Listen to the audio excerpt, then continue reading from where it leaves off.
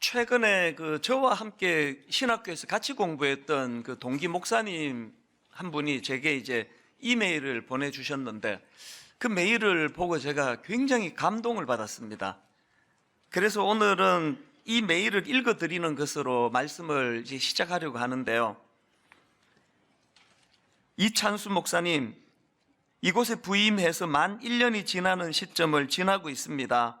너무나 막막하고 기가 막힌 상황으로 부임했던 첫날이 어제 같은데 벌써 1년이라는 사역의 시간이 지나고 있고 그동안 많은 축복을 누리며 보낸 것 같습니다. 이 목사님의 상황에 대해 좀 부연 설명을 드리자면, 원래 이 목사님은 이제 오래전에 미국으로 건너가서 거기서 이제 공부도 하고 또 이민교회도 섬기고 그러셨는데, 이제 우리나라에 대한 애틋함이 있어가지고 이제 한국에 와서 목회를 해야 되겠다 생각을 하고 미국 생활을 정리했습니다. 그리고 이제 한국으로 건너오셔서, 우리 생각에는 또 본인도 마찬가지고요, 여러 가지 갖춘 게 많기 때문에 바로 이제 담임 목사 자리가 나서 이제 사역할 거라고 생각했는데, 이상하게 이게 연결이 잘 안 되는 거예요. 여러 곳에 이력서를 내고 하는데도 잘 안 되는 게 이제 시간이 자꾸 흘러 지나가니까 몇 년이 그냥 지나가 버린 겁니다. 그래서 이제 마음이 굉장히 이제 힘든 시간을 보내시다가 작년 이맘때에 지방에 있는 농촌 교회로 이제 목사님이 이제 부임해 가신 겁니다. 많은 지방의 농촌 교회들이 그렇다고 하는데, 그 교회도요, 그동안 담임 목사도 막 여러 번 바뀌고, 특히나 이 목사님이 부임할 당시로는 담임 목사가 목사님 없이 몇 달을 그렇게 지내다 보니까 많은 성도들이 그 교회를 빠져나가고, 목사님이 딱 부임해서 보니까 할아버지 할머니, 소수의 할아버지 할머니만 모여 계시는 교회인 겁니다. 인간적으로 그게 얼마나 서글펐겠습니까? 그런데 1년이 지나고 이 목사님의 생각이 완전히 바뀌어져 있는 겁니다. 자, 그 다음 내용을 한번 들어보십시오. 사역의 기쁨과 즐거움이 많은 숫자와 풍부한 재정과 넘치는 인프라에만 있는 것이 아니라, 손으로 꼽을 수 있을 만큼의 적은 출석 숫자와 암산만으로도 가능한 작은 규모의 예산을 가진 작은 교회 현장에서도 이처럼 사역의 기쁨과 즐거움이 흘러 넘침을 보게 하시고 깨닫게 하심을 감사드립니다. 1년 만에 완전히 생각이 달라지셨어요. 더군다나 그 이유가 제게 너무 감동이 됐는데요. 그 다음 내용이 이렇습니다. 이제야 사방에 널린 넓은 대자연의 아름다움은 늙고 병들고 허리 굽은, 그리고 손가락 마디마디 제대로 펴지지 않고 다 구부러지고 갈라진 촌부들의 희생의 열매였음이 보이기 시작했습니다. 1년을 죽으라 벼를 심고 농약치고 김을 메고 가을에 추수해도 들어가는 부자재 값과 추수 때 빌린 농기계 값을 제하면 그저 주묵구구식으로 계산해도 몇 배 더 비싼 손해 덩어리 경제적 계산임에도, 길을 쓰고 농가 밭에서 시커멓게 일하는 것은 명절에 한두 번 찾아오는 자식들과 손주들에게 바리바리 싸주기 위함임을 누가 알았겠습니까? 평생을 흙에서 수고하여 노년이 되면 무릎과 허리와 관절 마디마디가 성한 곳이 없고, 이런저런 수술 자국으로 온 몸이 성한 곳이 없는 시골 부모 세대를 누가 기억이나 하겠습니까? 결혼한 자녀들이 저지른 이런저런 문제들을 해결하느라 목숨보다 귀한 땅을 한 평, 두 평 팔아 자식 뒷바라지하고, 그나마 노년엔 자식들에게 마저 짐이 될까 쓸쓸히 생을 마감하는 고향의 부모님들, 강남에서 사역하고 미국에서 유학하며 스펙에 맞는 번듯한 사역지를 꿈꾸며 때를 기다리던 저에게는 청천벽력 같은 시골 사역지의 부임이었지만, 이곳에서야 비로소 목회자로서 눈을 뜨게 된 어리석고 약한 목사였습니다. 그러면서 이제 저에게 쭉 긴 사연의 내용을 보내왔는데, 저 그 메일을 읽으면서 너무 감동이 되는 겁니다. 특히나 요즘에 무슨 대형교회 세습이니 막 이런 것들 때문에 목회자들이 엄청 비난을 받고 있는 상황이기 때문에 더 그랬을 거예요. 그저 이런 목회자들의 참 좋지 않은 이런 이야기들 때문에 마음이 힘드는 와중이지만, 그러나 사실은요, 아직도 여러분 곳곳에서 이런 순수한 목사님들이 그 열악한 환경에, 그 메일에 보니까 예산이 너무 없어가지고 지금 그 빈 시골집에 사택에 부임을 해가지고 이제 손볼 곳이 한두 곳이 아닌데도 불구하고 그것도 못 고치며 살아가는 이런 상황에서도 그 할아버지 할머니 그 소수 모여 있는 데서 생활할 수 있는 사례비가 나오겠습니까? 그런데도 이렇게 기뻐하고 그 어른들의 모습을 보면서 공감하고 함께 울고 함께 웃는 그런 목사님, 이런 분들이 지방에서 또 수도권에 또 곳곳에서 이런 목사님들이 사실은 참 많다는 것, 제가 이 편지를 보면서 그걸 확인하면서 너무 위로가 되었고요. 또 그런가 하면은 이제 이 편지 내용이 너무 저에게도 도전이 돼서 이거를 이제 프린트 해가지고 몇 번 제가 읽는 과정에서 불쑥 무슨 생각이 떠올랐느냐 하면은, 오래전에 들은 이야기인데요, 이름만 대면 아는 굉장히 유명한 교회에 목사님이 부임하고 한 1년 지난 어간으로 사석에서 사람만 만나면 나 힘들어 죽겠다, 이거 못 해먹겠다, 때려치우고 싶다, 이런 이야기를 달고 사는 어떤 목사님 이야기를 내가 간접적으로 전해 들었거든요. 이게 너무 묘하지 않습니까? 한 목사님은 시골 농촌교회 할아버지 할머니 몇 모이는 그런 교회에서도 시간이 갈수록 그분들의 모습으로 기뻐하고 감사하고 행복해하는 그런 모습을 보여주는데, 또 한 목사님은 이름만 대면 아는 막 수만 명이 모이는 유명한 교회 부임했는데 시간이 갈수록 그렇게 보람이 없고 우울하고 마음이 힘들다고 하는 이 모순 같은 그 현실이 뭘 의미하겠습니까?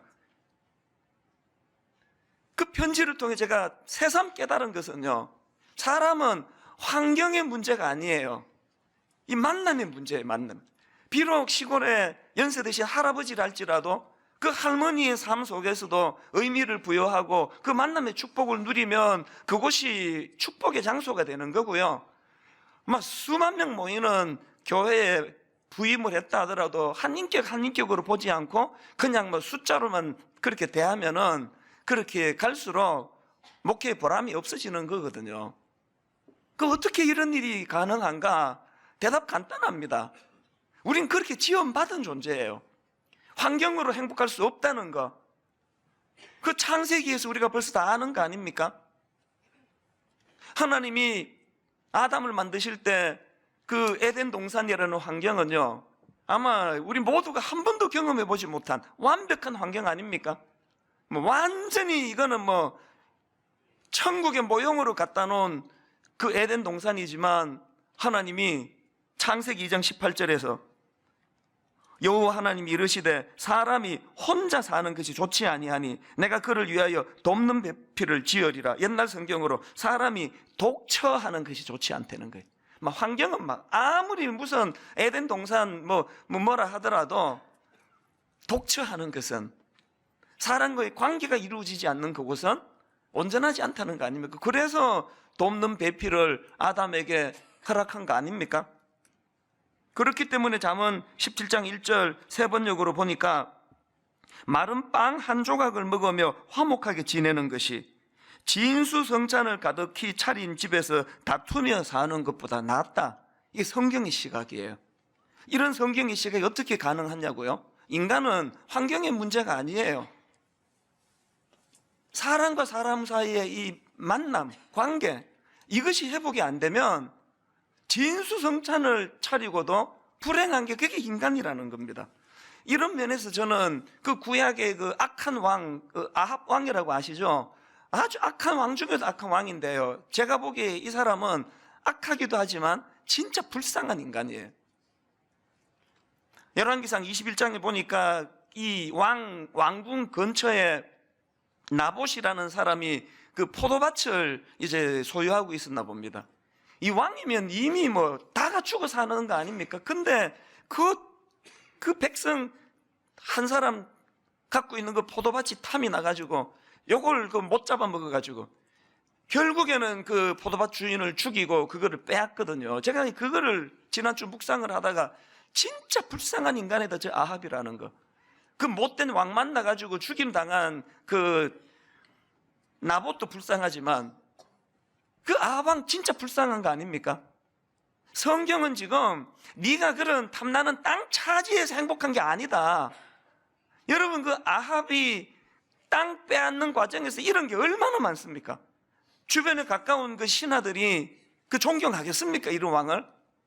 백성들이 여러분 이런 왕을 존경하겠습니까? 왕이 그 포도밭 하나 없고 백성들에게 존경받는 그게 행복이지. 어떻게 그 우선순위가 이렇게 잘못돼가지고 남도 불행하게 만들고 자기도 불행한 길을 걷는 사람이 그게 아합 왕 아닙니까? 우리의 모순이 뭔지 아십니까? 이렇게 설교하면요 다 공감을 해요. 맞아, 그 아합 그거 불쌍하네, 다 공감을 하는데 사실은 이 규모만 좀 다를 뿐이지 지난 한 해 돌아보십시오. 우리가 지금 이 아합과 비슷하게 살아온 모습이 얼마나 많습니까? 그까짓 그 탐나는 뭐가 얼마나 대단한 건지는 모르지만 그거 하나 얻자고 관계를 그렇게 쉽게 깨트립니까? 인간의 신의를 그런 식으로 깨트리느냐고요. 지난 한 주 추수감사절에 주신 은혜를 감사를 생각해보자 그럴 때 대부분의 분들은 자꾸 그 조건적인 거, 환경, 상황, 그 월급 올라서 감사하고 건강, 병 나아서 감사하고 집장만 해서 감사하고. 그래서 여러분 세상에 제일 바보 같은 사람이 아합 왕 같은 사람인데요, 이런 사람은 어떤 사람이냐? 자기 욕심 채우려고 관계를 쉽게 깨트리는 사람. 이 바보예요, 바보. 저희 교회는 1만 성도 파송 운동의 일환으로 이제 1년에 한 교회씩 지금 분립 개척을 하고 있는데, 이제 작년 그러니까 올 1월 달에 지금 우리 교육관 드림센터에서 분립 개척 잘 이제 준비된 교회는 이제 12월 달에 이제 독립해서 이사 나가고요. 내년 1월 달에 또 이제 우리 교회 목사님 한 분이 지금 준비 중이 곧 이제 발표를 하겠지만, 이제 6번째 이제 분립 개척을 하는데요. 아마 여러분 우리 교회에서 분립 개척한 교회 명단 주보 같은데 우리 홈페이지에서 본 적이 없을 거예요. 그 본 적 있다 그러면 그 헛것을 본 거예요. 그 적어놓은 게 없는데 어떻게 봅니까? 아무데도 기록 안 해요. 여러분 우리 왜 분립교회 교회 이름 넣고 이 교회들 위해 기도해달라 이렇게 안 하는지 아십니까? 너무너무 열악한 교회들이 많은 현실에서 우리 큰 교회가 이런 식으로 그냥 분립개척하는 거를 자꾸 이거를 기록하고 이러면은 작은 교회 목사님들 성도님들 위축될까봐, 그리고 또 이거 보고 찾아갈까봐. 그 좋은 거 아니거든요, 그건. 그래서 저는 분립교회 할 때마다 목사님께 꼭 부탁을 해요. 할 수 있는 대로 교회 이름에 우리 자를 안 넣으면 좋겠다. 이제는 남의 교회인데 내 마음대로 우리 교회가 후원한다고 내가 이래라 저래라 밤나라 대추나라 그건 옳지 않으니까 권면은 할 수 있지만 강제로는 못하는 거 아닙니까? 우리 교회 그 분립해 나가면서 거기다 우리란 이름 안 넣으면 좋겠다. 이게 무슨 프랜차이즈도 아니고 막 여기저기에 우리 교회 지역마다 그렇게 하면은 그 작은 교회들이 어떻게 얼마나 위축이 되겠냐고. 왜 이런 생각을 하고 있을까요? 저는 원리를 알거든요. 제 행복을 위해서예요. 하나님이 창조 질서 속에 내 행복을 주실 때는 이 교회를 4만 명 만들고 8만 명 만들고 이렇게 늘려가서 행복한 게 아니라 더불어 함께 작은 교회와 더불어 그들을 배려하고 그들의 손을 잡아주고 그렇게 함께 갈 때 그 혜택을 내가 받는다는 걸 알기 때문이에요. 추수감사절을 맞은 오늘 저는 이런 의미에서 꼭 소개해드리고 싶은 말씀이 하나 있는데요. 오늘 본문 골로새서 1장 3절입니다. 우리가 너희를 위하여 기도할 때마다 하나님 곧 우리 주 예수 그리스도의 아버지께 감사하노라. 바울이 지금 감옥에서 쓰고 있는 편지거든요. 근데 감옥에서 막 울분, 분노, 왜 면회 안 와 이것들아 막 그러면서 영치금 좀 안 넣어줄래 죽을래 막 그러면서 나는 지금 분노가 가득 차 있노라 그러질 않고 바울이 너무너무 감사하다는 거예요. 너무 기쁨과 행복의 모습을 보이는데 그게 왜 그러냐 보니까요. 1절 골로새서 1장 3절을 다시 보세요. 우리가 너희를 위하여 기도할 때마다 감옥에서 골로새 교회 성도들을 생각하니까 바울이 상황은 환경은 열악한데 감사가 나오더라는 겁니다. 골로새서 1장 1절에도 보니까 하나님의 뜻으로 말미암아 그리스도 예수의 사도된 바울과 형제 디모데는, 여기 보니까 바울은 감옥에서도 늘 위로는 살아계신 하나님을 묵상하고 그분을 인식하고 또 그분이 주신 사명을 늘 묵상하다 보니까 그 사명으로 인해서 내가 지금 감옥 가 있으니까 하나도 초라하지 않은 거예요. 비참하지 않은 겁니다. 그리고 또 그 감옥에서 그 위에 계신 하나님이 맺어주신 골로새 교회 성도들과의 그 관계를 생각하니까 비록 감옥이지만 감사가 나오더라는 겁니다. 이게 아합 왕하고 너무 다른 모습 아니겠습니까? 그래서 여러분, 추수감사절을 맞은 오늘 여러분 우리 스스로가 던져야 될 질문이 있습니다. 저는 지난 한 주 동안 골백 번도 더 이 질문을 저 스스로에게 던졌습니다. 내게는 사람으로 인한 감사가 있는가? 있습니까? 사람 많이 모이는 교회 목사가 됐다고 의시되고 다니면서 이 한 성도 한 성도의 눈물, 한 성도 한 성도의 애환을 내가 무관심해 한다면요, 저는 불행한 목사예요. 우리나라 속담에 샌잎 주고 집 사고 천냥 주고 이웃 산다. 저는 우리로 치면, 요즘으로 치면 뭐 집 한 채 사려면 뭐 한 5억 10억 들어간다면요, 집 사는데 5억 10억 들어간다면 사랑과 아름다운 관계를 맺는데 100억이 들어가도 아깝지 않다는 그 정신을 이야기한 거 아닙니까? 우리 그렇게 살고 있습니까? 지금 감옥에 있는 사도 바울이 이 우리나라 속담 샌잎 주고 집 사고 천냥 주고 이웃 산다라는 이 속담을 정확하게 의미를 지금 구현하고 있는 인물이기 때문에 감옥에서도 그는 행복한 사람인 거예요. 그래서 저는 추수감사절인 오늘 여러분에게 드릴 수 있는 큰 복이 있다면요, 탐욕으로 남의 포도밭 빼앗아 가지고 자기도 불행하고 남도 불행하게 만드는 아합의 길이 아니라, 오늘 저와 여러분은 비록 몸은 감옥에 있지만, 너무너무 열악한 상황에 있지만 이 소중한 만남의 축복, 이것을 갖고 있었기에 너무너무 행복하고 감사할 줄 알았던 바울의 길을 걸어가는 그런 저와 여러분 되시기를 바랍니다. 근데 여러분, 사실요, 이 말이 쉬워서 바울의 길이라 하지만요, 진짜 어렵고 어려운 게 대인관계예요. 사실 여러분 돌아보면은 사람 때문에 받은 상처가 얼마나 많습니까? 그래서 오늘 설교를 어설프게 잘못 듣고, 사람과의 관계를 잘 맺어야 되겠다 그러면 돌아오는 거 상처밖에 없습니다. 그렇기 때문에 여러분, 진짜 그 사람과의 관계, 또 내게는 사람으로 인한 감사가 있는가, 이런 질문을 하신다면 두 가지 사실을 꼭 유념해야 됩니다. 이걸 제가 질문 형식으로 만들어 봤는데요, 첫째로요, 여러분, 사람으로 인한 감사가 나오기 위하여 여러분의 대인관계에는 하나님이 개입하고 있는가? 이 질문을 던져야 됩니다. 골로새서 1장 3절에 보니까 우리가 너희를 위하여 기도할 때마다 하나님 곧 우리 주 예수 그리스도의 아버지께 감사하노라. 바울이요, 옛날을 회상하다가 골로새 교회 성도들이 감사해진 건 아니에요. 어느 날 꿈꾸어서 감사가 나온 게 아니고, 그들을 위하여 중보 기도할 때, 그들의 영혼을 위하여 기도하니까 그들로 인한 감사가 나오더라는 거예요. 바울은 지금 그 골로새 교회 성도들과 자기 사이에 하나님을 개입시키고 있는 거예요. 이런 모습은 또 다른 감옥에서 쓴 옥중서신 빌립보서에도 똑같이 나오는데, 자, 빌립보서 1장 3절부터 5절 한번 보십시오. 내가 너희를 생각할 때마다 나의 하나님께 감사하며 간구할 때마다 너희 무리를 위하여 기쁨으로 항상 간구함은 너희가 첫날부터 이제까지 복음을 위한 일에 참여하고 있기 때문이라. 여기도 지금 바울이 빌립보 교회의 성도들과 자기 사이에 지금 복음을 개입시키는 거야. 하나님을 개입시키는 거예요. 이 원리가 얼마나 중요한가 하면요, 교회 안에서 사람에게 상처받는 걸로 치자면은 이걸 말로다 못합니다. 가족도 마찬가지예요. 최근에 있었던 일인데요, 우리 새아이 중에 누구라고는 밝히지 않겠습니다. 갈등이 좀 있었어요.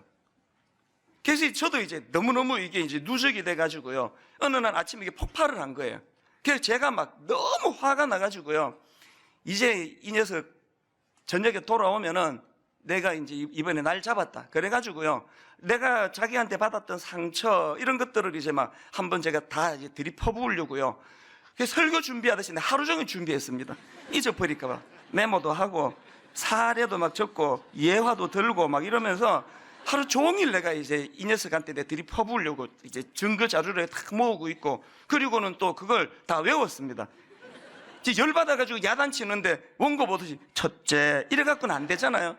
그래서 이게 다 이제 소화를 해가지고 내가 기다렸거든요. 들어오더라고요. 집에 들어오자마자 너 이리 와봐라. 여기 앉아봐.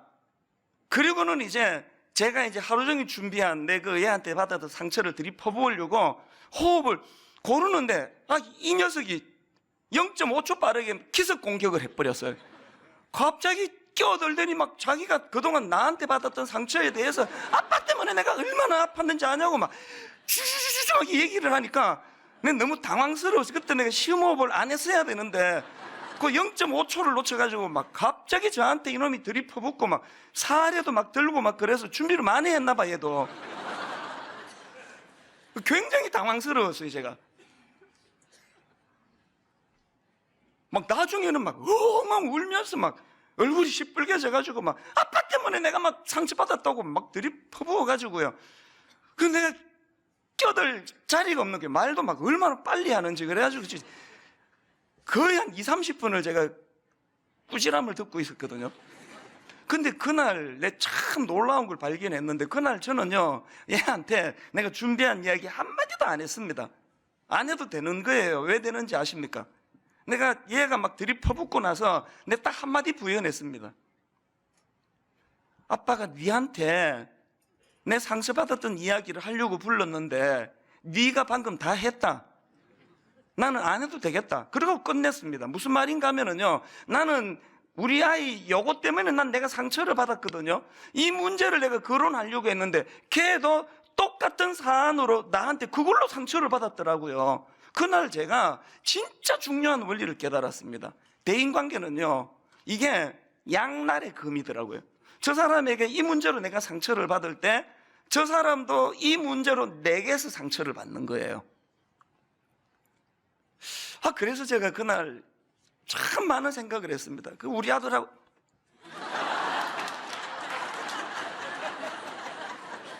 우리 집에 아들이 하나밖에 없는데 그날 제가요, 하루 종일 이제 화가 났었고 이건 바로 잡아야 되겠다 그래서 제가 야단칠 준비를 했지만 그 아이 얘기를 다 듣고요, 내가 사과했습니다. 나 용서해 달라고. 네가 그런 줄 내가 몰랐다고.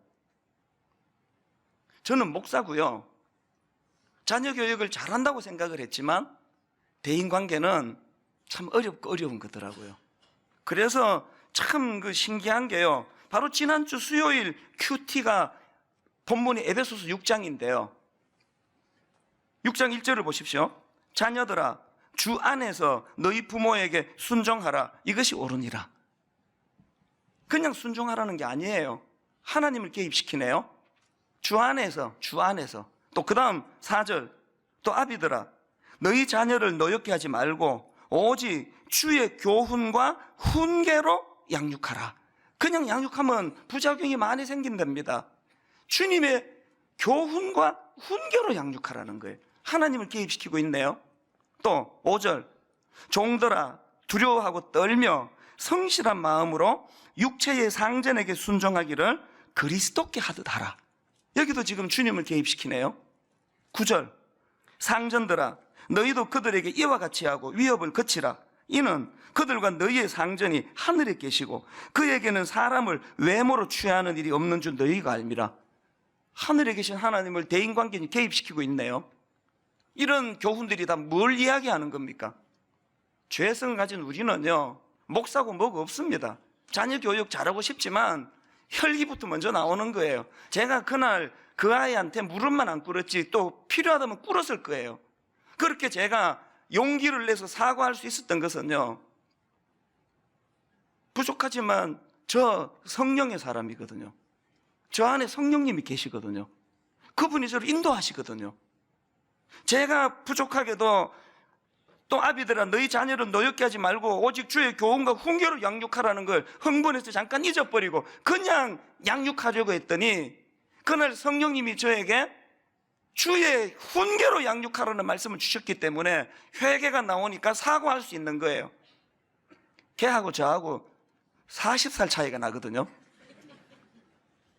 40살 어린 자녀한테 그 사과하는 거는 조금 용기가 필요합니다. 그리고 또 이미 그 전에 화가 난 상태였는데, 저는 여러분의 대인관계가 하나님 안에서 이루어지기를 원합니다.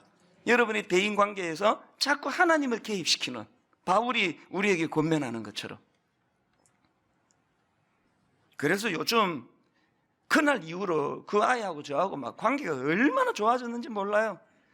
보면은 싱글벙글거리고 막 아빠가 우리 아빠께 너무 좋아요 막 그런 이야기도 하고, 언제 돌변할지 모르는 고백이긴 한데요. 이 어떻게 가능했을까요? 뒤늦게라도 성경의 원리를 깨달았던 아버지의 이 무지함을 고백했기 때문에, 용서를 구했기 때문에 그런 거 아닙니까? 이번 추수감사주일에 사람으로 인한 감사가 회복되기를 주님 이름으로 축복합니다. 그 일이 가능하려면 하나님을, 그 사람과 여러분 사이에 하나님을 개입시키는 이런 일들이 일어나게 되기를 바랍니다. 두 번째로요, 사람으로 인한 감사가 흘러넘치기 위해서는 이 질문해야 됩니다. 나는 예수님에 대한 믿음이 사람에 대한 사랑으로 연결되고 있는가? 이게 무슨 말씀인가 하면은요, 지금 바울이 골로새 교회 성도들에게 감사하는 게 뭐냐를 보니까 4절을 보십시오. 이는 그리스도 예수 안에 너희의 믿음과 모든 성도에 대한 사랑을 들었으며, 지금 골로새 교회 성도들이 귀한 게 뭐냐 하니까 예수 그리스도를 향한 그들의 믿음을 갖춰두지 않고 고이게 만들지 않고 어디로 흘려보냅니까? 사람을 향한 사랑으로 흘려보내고 있다는 거예요. 바로 그 다음 5절에도 보니까 너희를 위하여 하늘에 쌓아둔 소망으로 말미암음이니, 참 골로새 교인들이 귀한 게 뭐냐? 그들은 자기가 갖고 있는 이 믿음을 어디 고여두지 아니하고 자기 스스로에게는 소망으로 흘려보내고, 그 어려운 때 늘 믿음이 소망을 가져다 주도록 소망으로 흘려보내고, 또 타인들에게는 사랑으로 흘려보내는 게, 사랑으로. 이게 왜 중요합니까? 뭐든지 고여두면 썩고 고여두면 상하거든요. 오늘 우리 한국교회의 이 믿음이 지금 그래서 고여서 상하고 있는 거 아닙니까? 요한복음 13장 34절, 새 계명을 너희에게 주노니 서로 사랑하라. 내가 너희를 사랑한 것 같이 너희도 서로 사랑하라. 너희가 서로 사랑하면 이로써 모든 사람이 너희가 내 제자인 줄 알리라. 너희가 모여서 예배하면 아니에요. 너희가 모여서 기도회 가지면 아니에요. 너희가 서로 사랑하면 모든 세상 사람들조차도 네가 주님의 제자인 줄 알 거라고. 오늘 우리가 놓쳐버린 게 이거 아닐까요? 저희 교회는 그 추석이 되면은 한가위 선물 박스를 이제 여러분들한테 빈 박스를 가져가게 하셔가지고 거기에 이제 물품들을 모아서 이제 가난한 이웃들한테 이제 선물하도록 하는데요. 이번 추석 때도 1934박스가 들어왔어요. 그 제가 보통 그 한 박스 안에 한 10만 원어치 정도 물품이 들어간다고 생각해 보니까 놀랍게도 2억 원 가까운 물품들이 1934 가정에 선물로 배달이 됐으니, 이게 우리 믿음이 얼마나 아름다운 이웃을 향한 사랑으로 이렇게 열매가 맺어졌나, 그게 참 기뻤고요. 그런가 하면은 이게 왜 귀한가 하면은, 우리는 또 매 추수감사주일 오늘도 그렇게 하겠지만, 여러분이 이제 과일을 갖고 오면은 이걸 재포장해가지고 이제 필요한 곳에다 보내드리는데요. 작년에도 우리가 이제 이 추수감사주일 과일 나눔을 하고 났더니 어느 노숙인에게서 편지가 왔어요. 감사 편지가. 작년에 그 보내주신 추수감사절 과일을 재포장해가지고 성남시에 있는 안에 있는 사회복지생활시설, 또 우리 교회가 섬기고 있는 노숙인 조식팀, 또 분당 우리 복지재단 산하기관, 이렇게 한 35개 기관에다가 이거를 총 590박스 과일을 이제 보내드렸는데요. 그 중에 이제 어느 그 노숙인들을 섬기는 기관에 있는 분이 이제 감사 편지를 보내준 거예요. 내용이 이렇습니다. 저는 과일을 엄청 좋아합니다. 어렸을 때부터 사과, 배, 감, 귤을 자주 먹던 편이었습니다. 하지만 몇 년 전 이혼을 하면서 모든 걸 포기하면서 삶이 바뀌었습니다. 지금은 다시 일자리를 얻어 새로운 삶을 살고자 노력 중입니다. 주신 과일을 보니 더욱 힘을 내야겠다는 생각이 드네요. 먹으면서 힘낼게요. 감사합니다. 어느 노숙인에게 이 편지를 받아 너무 마음이 좋았는데요. 좀 있다가 어느 노숙인에게 또 다른 편지가 또 온 거예요. 이분은 또 이런 내용입니다. 저는 성남시 공공근로 일을 하고 있습니다.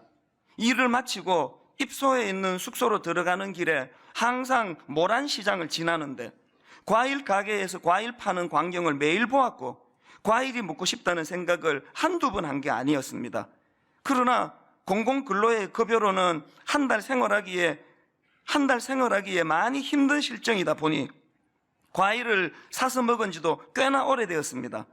그런데 분당 우리 복지재단에서 제가 먹고 싶어하는 과일을 이렇게 많이 후원해 주셔서 저희 숙소에 입소해 있는 입소자들과 같이 나눠 먹을 수 있게 되었습니다. 그리고 제 눈에 들어온 이 문구 하나가 있는데요. 삶의 활력소를 얻은 것처럼 너무 기쁩니다. 우리 믿음을 고여두지 않고 이웃을 향한 사랑으로 흘려보냈더니 이 노숙인이 그 우리 과일 2개 먹을 수 있는 거 하나만 먹고 하나 주는 거 그거 쉬운 일 아닙니까? 그랬더니 한 노숙인에게 삶의 활력을 가져다 주는 열매가 나타나더라는 거예요. 뭘 의미할까요? 이런 점에서 저는 이번 추수감사주일을 앞두고 스스로에게 골백 번도 더 질문을 했습니다. 내게는 사람으로 인한 감사가 있는가? 내 목회는 사람으로 인한 감사가. 오늘 여러분 이 추수감사주 우리끼리 떡 나눠 먹고 우리끼리 과일 깎아 먹고 잔치 벌이면 그거로 끝나요. 이 과일을 재포장해서 그런 일시적으로 어려움을 겪고 있는 그런 우리 주변 노숙자를 위시하여 그런 이웃들에게 이걸 전해주면 그건 아름다운 열매가 된다는 거예요. 그래서 여러분 우리가 이 2가지 질문, 내게는 사람으로 인한 감사가 있는가를 질문하신다면 이것이 가능하기 위하여 파생되는 첫째, 나의 대인관계에는 하나님이 개입하고 있는가? 자꾸 물으셔야 돼요. 그런가 하면은 나는 예수님에 대한 믿음이 사람에 대한 사랑으로 이것이 연결되고 있는가? 이렇게 질문을 자꾸 드리면요, 감사의 지경이 자꾸 넓어져요. 감사의 지경이. 저에게는 그 지방을 위시해가지고 뭐 미국 같은 때 혹은 뭐 남미 같은 때 여러 고맙게도 저를 따르는 고마운 그 후배 목사님들이 많아요. 저는 그게 가장 큰 재산이라고 저는 생각하거든요. 이런저런 상담도 하고 문의도 하고 마음을 나누는 일을 하는데요. 최근에 어느 후배 목사님이 메일이 왔습니다. 이분이 이제 담임 목사 자리를 오래전부터 찾고 있는데 교회가 지금 너무 어려워요. 자리가 안 나는 거예요. 이분 참 대단한 분입니다. 자기는 그걸 어떻게 해석했느냐?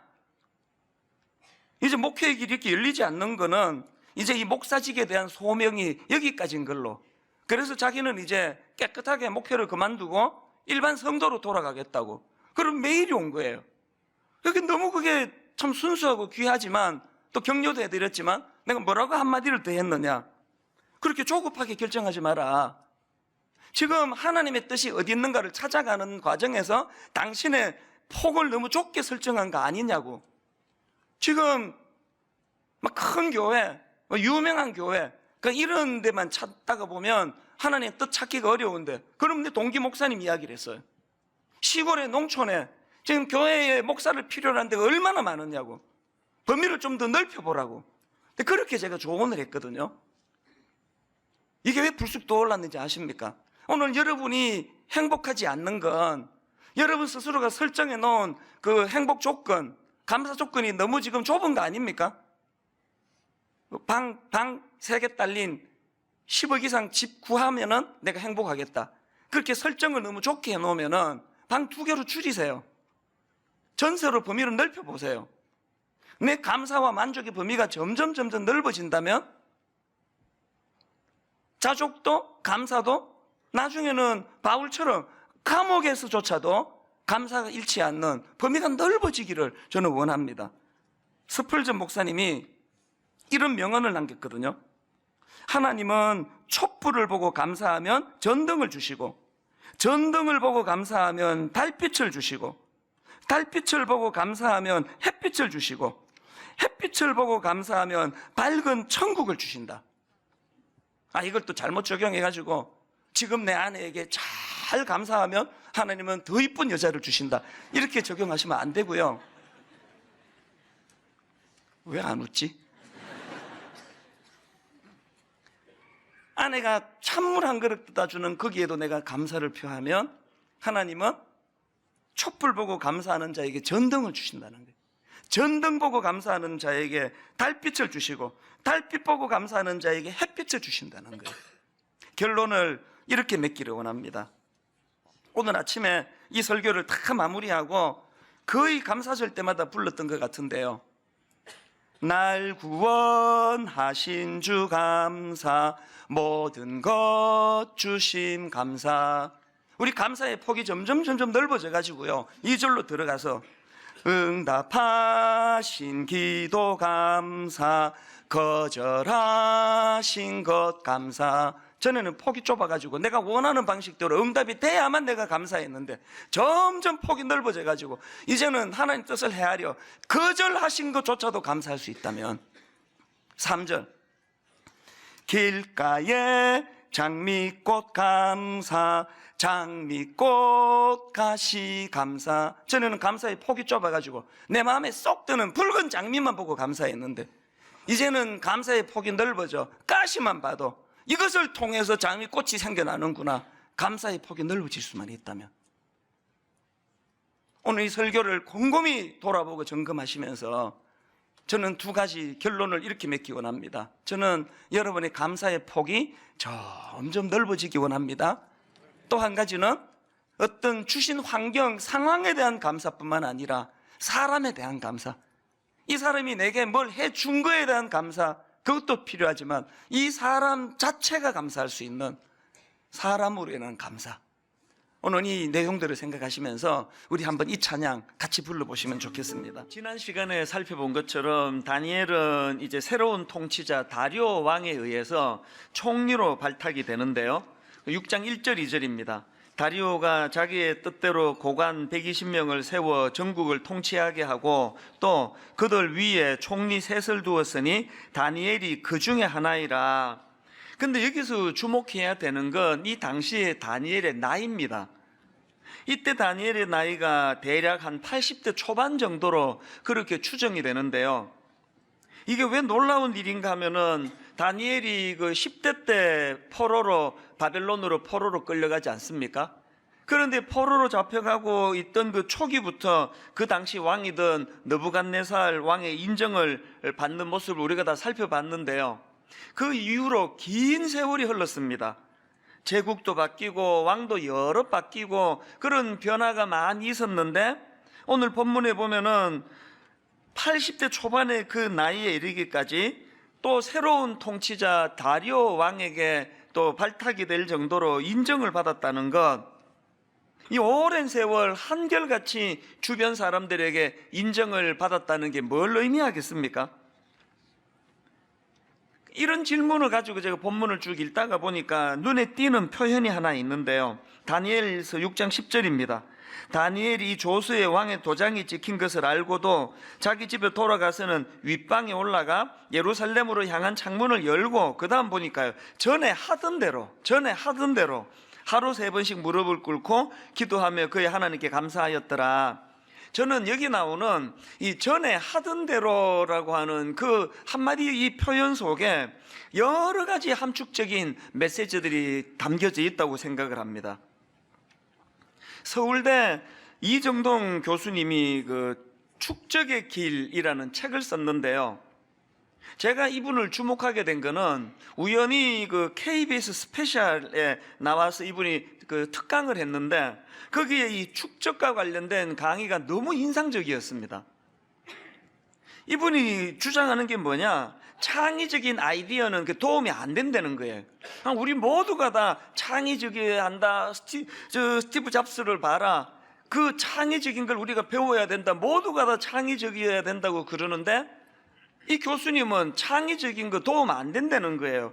왜 이런 주장을 하시는가 보니까 이분 주장에 따르면 지금 산업 현장에서 반짝반짝하는 아이디어도 필요하지만 그 반짝이는 아이디어가 실현 가능성이 일어나기 위해서는 오랜 시간 연구하고 실험하는 이 축적의 시간이 필요하다는 거예요. 그러고 보면은 우리가 잘 아는 이 스티브 잡스가 그냥 반짝하는 아이디어 하나로 그냥 아이폰을 만든 게 아니잖아요. 그 아이디어가 나오고 그게 우리 손에 스마트폰으로 들려지기까지 얼마나 오랜 세월 그것들을 만들어내는 과정에서 연구하고 실험하고 실패하고 이런 과정들이 있었겠냐고 이분이 그걸 주장하는 겁니다. 그러면서 이 개념 설계 역량이라는 용어를 가지고 설명을 하는데요. 이 개념 설계라는 거는 그 남의 설계도 가져다 베끼는 그런 게 아니고 이 자기 스스로 그림을 그리고 계획할 줄 아는 능력, 이게 개념 설계라 그러는데 이 개념 설계 역량이라는 거는 수없이 반복되는 연습과 훈련과 실험, 연습과 훈련과 실험, 연습과 훈련과 실험, 이 오래 계속 반복되는 이것들을 통해서 축적된 데이터 기록을 통해서 이게 이루어진다는 겁니다. 그러면서 이제 우리나라 이 산업계가 갖고 있는 치명적인 문제를 어떻게 지적하느냐, 이런 수천 번 반복해서 시행착오를 통해 얻게 되는 개념 설계 역량이 우리나라 산업계에는 이게 없다는 거예요. 70년대, 80년대 그 산업화 시기에 막 선진국 그 벤치마킹하고 우리 다 알잖아요. 일본 것 갖다 베끼고 미국 것 갖다 베끼고 거기다가 또 빨리빨리 문화, 이 속도 막 이래가지고 이게 뭐 엄청난 열매를 맺은 건 사실이에요. 그래서 우리나라는 막 급성장을 한 거 아닙니까? 그랬는데 이분의 주장이 이런 단기간에 성과 내는 이것들에 대해서는 이제 동력이 다 끝나가는데 이런데 이제 젖어가지고 오래 이 축적돼가지고 반복하는 노력을 통해 얻어지는 개념 설계 역량이 없는 풍토다 보니까 앞으로 우리나라 경제는 막 엄청난 위기에 지금 도래할 것이다. 그걸 제가 듣는데 너무 와닿는 거예요. 그래서 제가 이 강의를 몇 번이나 반복해서 제가 들었는데 그걸 제가 왜 여러 번 반복해서 듣고 경청했는가 하면은 이게 꼭 영적으로 말하면은 목사인 저한테 또 너무너무 부끄러운 자리에 빠져있는 한국교회를 질타하는 강의처럼 그렇게 들려지는 겁니다.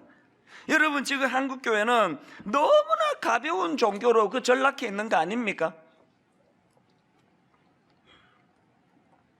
저는 목사로서 제 스스로가 제 자신에 대해서 여러분 그 밀란 쿤테라가 쓴 참을 수 없는 존재의 가벼움이라는 소설 기억하십니까? 저는 그 소설을 안 읽었는데요.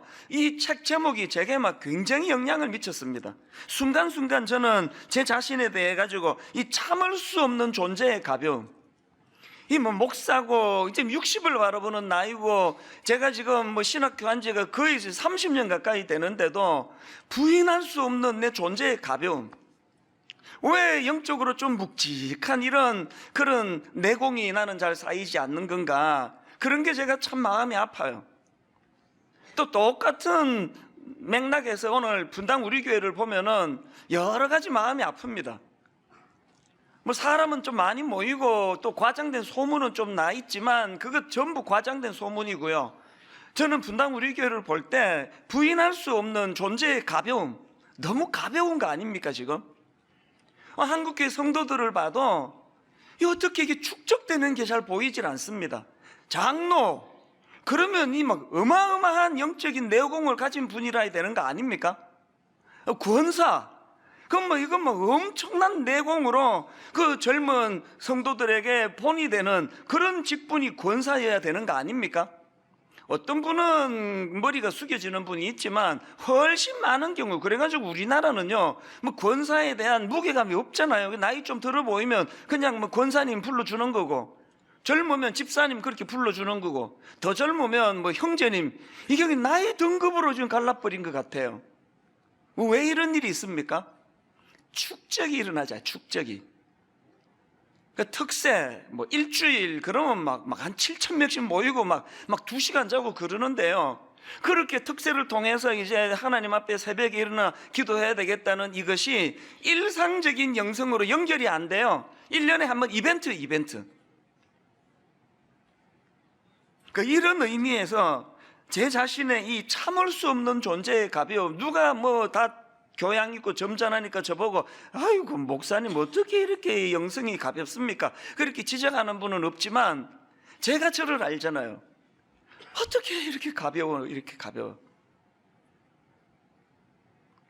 이런 맥락에서 저는 여러분에게 심각한 질문을 던지고 싶은데요. 여러분은 지금 영적 성숙을 위하여 지금 어떤 것에 연습과 훈련과 은혜, 새로운 도전, 인격적인 기표를 가지고 도전했다가 또 실패하고 하나님 앞에 나가 다시 한번 은혜를 구하고 다시 한번 도전하고 이런 축적된 영적인 자산이 생겨나고 있습니까?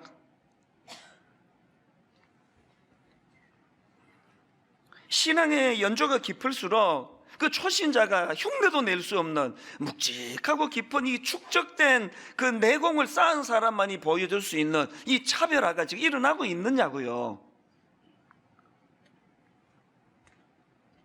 제가 분당 우리 교회를 딱 개척하고 바로 얼마 있다가 이제 그 옥하는 목사님 제자들 모임을 한번 가졌거든요. 사랑의 교회 부교역자들이 이제 모여가지고 이런저런 대화를 나누다가 그때 이제 그 저보다 뭐 대선배님이에요. 그 사랑의 교회 옥 목사님의 그 초창기 때부터 함께 사역했던 그 목사님이 이제 젊은 저희들을 막 꾸지람 말을 하면서 하는 이야기가 뭐냐 하니까 내가 말이야 그 사랑의 교회 부목사들을 가만히 보면은 이 헌문만 들어가지고 옥 목사님 10,000명 이상 모이던 때 그 모습을 지금 따라하고 있는 흉내내고 있는 것 같다고 그렇게 질책을 하시는데 그게 지난 16년 개척 이후에 얼마나 저에게 아픔으로 그게 다가왔는지 모릅니다. 저는 지금 이찬수 목사는 지금 옥하는 목사님 흉내만 내고 있는 거 아닌가 이게? 저는 또 우리 교회 젊은 그 부목사님들한테 종종 제가 그렇게 질책을 합니다. 30대는 30대 때에 쌓아야 될 영성이 있고 그러다가 40대가 되면 30대 쌓아놓은 그 영성에다가 축적되는 40대의 영성이 있고 50대는 30대와 40대에 쌓아놓은 그 영성을 바탕으로 깊이가 더 들어가 존재가 그 목사다워야 되는 거 아니냐고. 30대 때 그 시금방지기에 무슨 책이나 끼고 다니지 말고 책도 읽어야 되지만 현장을 뛰어다니고 병원에 입원해 있는 그 환자 성도님 찾아가 손잡아 드리고 사업 실패해서 우는 그 자리 찾아가 눈물을 닦아드리고 질퍽한 그 시장 영성이라는 이름을 제가 그렇게 붙여봤습니다. 그렇게 30대 때 발로 뛰어다니면서 목자 잃은 양과 같은 성도님들의 가슴 아픈 현실을 마음으로 경험하고 체득하고 그것이 자기 영적인 바탕에 이것이 쌓여지고 그 다음 40대는 그걸 바탕으로 한 인간 이해에 대한 책도 읽고 신학도 더 깊이 들어가고 그래야 되는데 이게 뭐 쌓여지는 게 없으니까 여러분 제가 그 20대 후반의 그 교육 전도사하고는 존재의 깊이가 달라야 되는 거 아닙니까? 60 가까이 되는 담임 목사라고 한다면 현실적으로 보면 이게 보이지를 않아요. 이런 점에서 저는 다니엘이 지금 80대 초반 연세에 그분이 보여주시는 이 전에 하는 대로라고 하는 그 어떤 문제에 부닥쳐 있을 때 그 축적된 그런 어떤 영적인 모습들이 이게 우리가 안 늦었습니다. 지금부터 축적이라는 건 지금부터 시작하면 되거든요. 오늘부터 시작해서 하나님 앞에 은혜를 구하면서 이제 좀 영적인 이 내공이 쌓여가는 축적이 되는 그런 신앙생활을 우리가 영위했으면 좋겠는데요. 뭐 여러 가지 우리가 그 쌓아 올려야 될 영적인 자산들이 많지만 오늘 본문에 의거해 가지고 우리 대표적인 2가지 우리가 쌓아야 될 축적해 나가야 될 걸 나누고 싶은데요. 첫 번째 우리가 축적해야 될 게 뭐냐? 기도의 축적입니다. 기도의 축적. 자, 10절을 다시 보십시오. 다니엘이 이 조서에 왕의 도장이 찍힌 것을 알고도 자기 집에 돌아가서는 윗방에 올라가 예루살렘으로 향한 창문을 열고, 그 다음 보세요. 전에 하던 대로 하루 3번씩 무릎을 꿇고 기도하며, 전에 하던 대로 기도하며, 전에 하던 대로 기도하며, 뭡니까? 기도의 축적이에요. 우리 다니엘처럼 이제 오늘부터 이 기도의 축적을 쌓아야 되는데요, 이 기도의 축적의 그 목표가 뭔지 아십니까? 이 기도의 축적의 목표는요, 다니엘처럼 인생의 위기가 올 때, 사자굴에 던져지게 될 어려움이 있을 때 바로 인간적인 방법으로 그거를 풀지 않고 거의 즉각적으로 그런 일이 있을 때 하나님 앞에 의뢰하며 기도로 나가는, 이런 게 몸에 익을 때까지 쌓아야 되는 게 기도의 축적이에요. 이런 맥락에서 보면 오늘 본문에는 두 부류의 사람이에요. 하나는 다니엘과 같은 부류의 사람이 있고요, 또 하나는 그 다니엘을 제외한 나머지 6장에 등장하는 사람들의 모습이에요. 거기 보면은 고관 120명도 나오고 다리오 왕이 세운 다니엘 말고 또 총리 2사람도 나오고 그러는데요, 여러분, 다니엘과 나머지 사람들에게 결정적인 차이, 그리고 또 다니엘을 제외한 나머지 사람에게서 보여지는 그 행동 양식이 어떻게 차이가 나는지 아십니까? 그들의 특징은요, 3절을 보십시오. 다니엘은 마음이 민첩하여 총리들과 고관들 위에 뛰어남으로, 그 다음에 4절, 이에 인간관계라고 말씀드렸죠. 인과관계가 문제제기, 다니엘이 자기들보다 더 똑똑하고 민첩하고 고관들, 총리들과 고관들보다 더 뛰어남으로, 결과, 그 다음 4절, 이에 총리들과 고관들이 국사에 대하여 다니엘을 고발할 근거를 찾고자 하였으나, 여기서 발견되는 그들의 특징이 뭐예요? 그들은 늘 사람을 주목하고 사람을 상대한다는, 그것도 아주 저급한, 자기보다 조금만 앞서면은 어떻게 해서든 꺾어 밟으려고 발부등을 치고, 자기보다 조금만 못하다 싶으면 바로 갑질로 들어가는, 이게 세상 사람들에게 보여지는 행동 양식이라고 한다면, 다니엘은요, 그들과 다른 결정적인 차이, 사람을 상대하지 않습니다. 지금 상대방들이 질투심으로 자기를 모함에 빠뜨려 죽이려고 하는 그런 아주 악한 짓을 저지르는데요, 다니엘은 그 사람들을 상대하지 않아요. 누구를 상대합니까? 전에 하던 대로 기도하며. 누구를 상대하는 겁니까? 제가 왜 내 자신에 대해서 때때로 참을 수 없는 존재의 가벼움으로 제 스스로가 그렇게 참 자책이 되는가 하면은, 오늘도 저는 여전히 많이 좋아지고는 있지만 여전히 어떤 문제에 봉착해요. 누가 나를 모함을 해요. 누가 나를 향해서 그냥 있지도 않은 걸 가지고 제 가슴을 후벼 파는 짓을 하면 바로 저는 다니엘처럼 하나님께 나가는 일이 될 때도 있고 안 될 때가 더 많습니다. 맨날 받는 게 사람에게 상처를 받잖아요. 맨날 그 사람에 대한 울분이 쌓여가잖아요. 목회 한 30년 하면은요, 사람에 대한 불신이 쌓여가는 이런 경우가 꽤 많습니다. 여러분은 어떠세요? 정직하게 돌아보면 그렇게 나를 못살게 구는 사람이 1이라면 너무너무 고마운 분들이 100,000인데 계속 이제 이런 부정적인 것들이 쌓여가는 것 자체가, 그게 영적인 깊이가 없다는, 그건 반증이에요, 반증. 우리가 어디까지 기도의 그 깊이를 쌓아야 된다고요? 이런 일이 일어날 때 사람을 상대하는 것이 거의 본능으로 일어났던 우리가 바로 다니엘처럼 전에 하던 대로 그 문제를 가지고 하나님께 기도하는 자리로 나가는 그런 깊이까지 갈 때까지 우리 기도에 이 축적이 쌓여야 된다는 겁니다. 다윗을 한번 보십시오. 시편 55편은요, 지금 다윗이 그 적의 압제로 굉장히 힘든 상황이에요. 그런 상황에서 자, 시편 55편 16절을 보십시오. 나는 하나님께 부르짖으리니 여호와께서 나를 구원하시리로다. 저녁과 아침과 정오에 내가 근심하여 탄식하리니, 막 얼마나 힘이 드는지, 저녁에도 힘들고 아침에도 탄식이 나오고 정오에도 막 그냥 한숨이 나오는 상황이에요. 그런데 중요한 건 그 다음에 문구예요. 그 다음에 다윗의 이런 근심과 탄식 소리를 누가 듣습니까? 여호와께서 내 소리를 들으시리로다. 무슨 뜻입니까? 제가 왜 이렇게 존재가 가볍냐라고 느낄 때는 종종 어떤 때냐, 내 탄식 소리를 우리 집사람만 들어요. 내 아내만 들어요. 내 탄식 소리를 내 가까운 어떤 동료 목사가 이거를 듣는 것밖에 없습니다. 이런 우리가 어떻게 바뀌어야 된다고요? 이제 내 탄식 소리를 하나님이 들으시도록. 그게 기도 아닙니까? 기도? 디모데전서 2장 8절에서 이 바울의 권면을 한번 보십시오. 그러므로 각처에서 남자들이 분노와 다툼이 없이 거룩한 손을 들어 기도하기를 원하노라. 오늘 여러분 교회 안에서 일어나는 수많은 분노와 다툼의 원인 중에 하나가, 여러 가지 원인 중에 하나가 거룩한 손을 들어 기도하지 않기 때문이라는 거예요. 오늘 김 집사님, 박 집사님 맨날 저렇게 분노로 싸우는 이유가 뭐예요?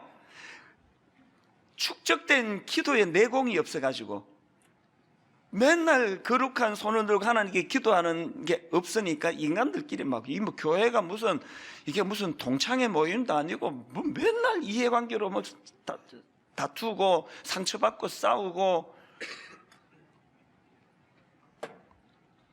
여러분 지금부터라도 기도의 축적이 필요하고요. 이제 또 새해가 밝고 오는 거 아닙니까? 2019년도에는 하나님이 이제 이 기도의 축적이 시작되는 원년이 되기를 원합니다. 그래서 내년 이맘때쯤 되면은 그래도 꽤 기도의 축적이 쌓여가고 있구나, 우리가 이렇게 기쁘게 하나님께 보고할 수 있는 그런 믿음의 신앙인들 되시기를 바랍니다. 두 번째로요, 또 하나 우리가 축적해야 될 게 있습니다. 감사의 축적이에요. 자, 10절 다시 보십시오. 다니엘이 조스의 왕의 도장이 찍힌 것을 알고도 자기 집에 돌아가서는 윗방에 올라가 예루살렘으로 향한 창문을 열고, 그 다음 보세요. 전에 하던 대로 하루 3번씩 무릎을 꿇고 기도하며 그의 하나님께 감사하였더라. 전에 하던 대로 그의 하나님께 감사하였더라. 여기서 보여주는 다니엘의 감사는 본능이 아니에요. 이건 축적된 감사에서 나오는 내공에서 나오는 거예요. 무슨 근거로 이런 말씀을 드립니까? 여러분, 응답받은 후에 하는 감사는 그 본능이에요. 위기를 만났는데 하나님이 위기를 모면해 주셨다. 그때 나오는 감사는 애쓰지 않아도 자동으로 나오는 거예요. 다니엘의 감사는 그런 거 아닙니다. 지금 사자굴에 던져지게 된 그 위험으로부터 벗어난 상태 아닙니다. 그런데도 불구하고 당겨서 감사하는 이 태도 속에는 그 길이 굉장히, 그 감사의 길이 많이 열렸다는 뜻이에요. 이게 무슨 말인가 하면, 우리 아들이 지금 이제 수능 시험을 보고 여유가 있기 때문에 이제 막 지난 6년간 못했던 그런 그 신앙교육, 인격 교육을 지금 하고 있는 중이거든요. 종종 이제 대화하자 그러면서 저 혼자 일방적으로 이제 훈계를 좀 많이 하고 있는데요. 최근에도 제가 이제 무슨 얘기를 했냐면, 너 있잖아, 아빠가 그 등산을 좋아하잖아. 내가 이게 산을 다니다 보면 기가 막히다. 이야, 이 길을 어떻게 이렇게 절묘한 데다가 경치도 좋고 또 잘 이렇게 좋은 길을 만들어 놨는지 감탄할 때가 많아. 근데 있잖아, 이 길은 정부가 만들어 준 거 아니야. 이거 지자체가 만들어 준 거 아니고 누가 만들었는지 아니? 등산객들이 만드는 거야. 길이 좋으니까 한 명이 지나가고 두 명이 지나고 자꾸 그 길을 가다가 보면은 그런 길이 나오는 거야. 너도 마찬가지야. 네 이제 시험 쳐놓고 한 석 달 이제 팽개쳐 놀고 막 그냥 막 무절제하게 생활하고 하면은 그거부터 네 대학 생활에 길이 나기 시작하는 거야. 모든 건 다 습관의 문제야. 그래서 제가 우리 아들한테 그런 이야기를 했더니 그냥 묵묵히 듣더라고요. 얘기 끝나니까 또 들어가가지고 뭐, 그래서 얘가 길이 지금 잘 안 나 있구나 그런 생각을 했는데요. 이제 그 이야기를 듣고 진지하게 이제 만들어가는 그 길. 그래서 제가 아까 다니엘이 감사의 그 본능이 아니라 축적된 길이라고 말씀드렸잖아요. 우리에게는 다니엘이 만들어 놓은 감사의 길이 별로 없고요. 뭐 불평의 길이 얼마나 잘 나 있는지 뭐 거의 뭐 본능적으로 뭐 툭툭 튀어나오는 게 불평의 길 아닙니까? 여러분 지난 한 주간을 한번 되돌아보세요. 아마 거의 뭐 감사 한 5번 할 때, 불평 한 5번 할 때 감사 1번, 이건 뭐 굉장히 성숙한 분이 이 정도일 거예요. 뭐 어지간한 사람은요 불평 한 10번 하면은 감사 1번, 또 조금 더 미숙한 사람은 막 불평 한 30번에 감사 1번, 더 나쁜 사람은 불평 50번에 감사 하나도 없고, 이 길이 안 나서 그래, 길이. 우리가 이제 이 감사가 계속 축적이 되도록 지금부터 여러분이 그쪽에 길을 만들어야 돼. 이제 뭐 어지간하면은 길이 얼마나 다니엘에게 감사의 길이 잘 나와 있으면 문제가 해결되지도 않았는데 감사가 툭 튀어나온 거 아닙니까? 그럼 누가 행복하겠습니까? 이렇게 살면 본인이죠. 이 감사의 길이 잘 나와 있는 분 중에 한 분이 손양은 목사님이신데요. 이분은 일제시대 때, 일본 제국주의 시대 때 신사참배 문제로 옥중에서 순교하신 분 아닙니까? 근데 참 불행하게도 그 감사학교라는 그 책에 보니까요, 손양은 목사님이 순교 직전에, 돌아가시기 직전에 또 사모님이 많이 또 편찮으셨대요. 그래서 아픈 아내에게 그 옥중에 쓴 편지를 제가 보고요, 진짜 울컥했습니다. 내용이 이렇습니다. 동인 어머니에게, 이 대목도 너무 감동적이었습니다. 자기 아내 보고, 그 동인이가 그분 아들이잖아요. 동인 어머니에게 병고 중에서 얼마나 신음하십니까? 이 같은 몹시 더운 날씨에 고열도 심하고 게다가 병고까지 있으니 설상가상이겠구려. 그러나 믿음과 진리는 기호와 환경을 초월하니 안심하소서. 꽃피고 새 우는 시절뿐만 아니라 백설이 분분한 음동설한 중에도 하나님의 사랑은 여전하오. 금전 옥루에서 잘 먹고 잘 살 때만 하나님을 찬양할 뿐 아니라 초가상간에서 못 먹고 병들었을 때도 하나님을 찬양해야 하오. 나는 솔로몬의 부귀보다도 욥의 고난이 더욱 귀하고 솔로몬의 지혜보다 욥의 인내가 더욱 아름다워 보입니다. 평안과 기쁨은 만병의 보약이 오니 모든 염려는 주께 맡기고 부디 병석을 떠나소서. 항상 기뻐하고 범사에 감사하소서.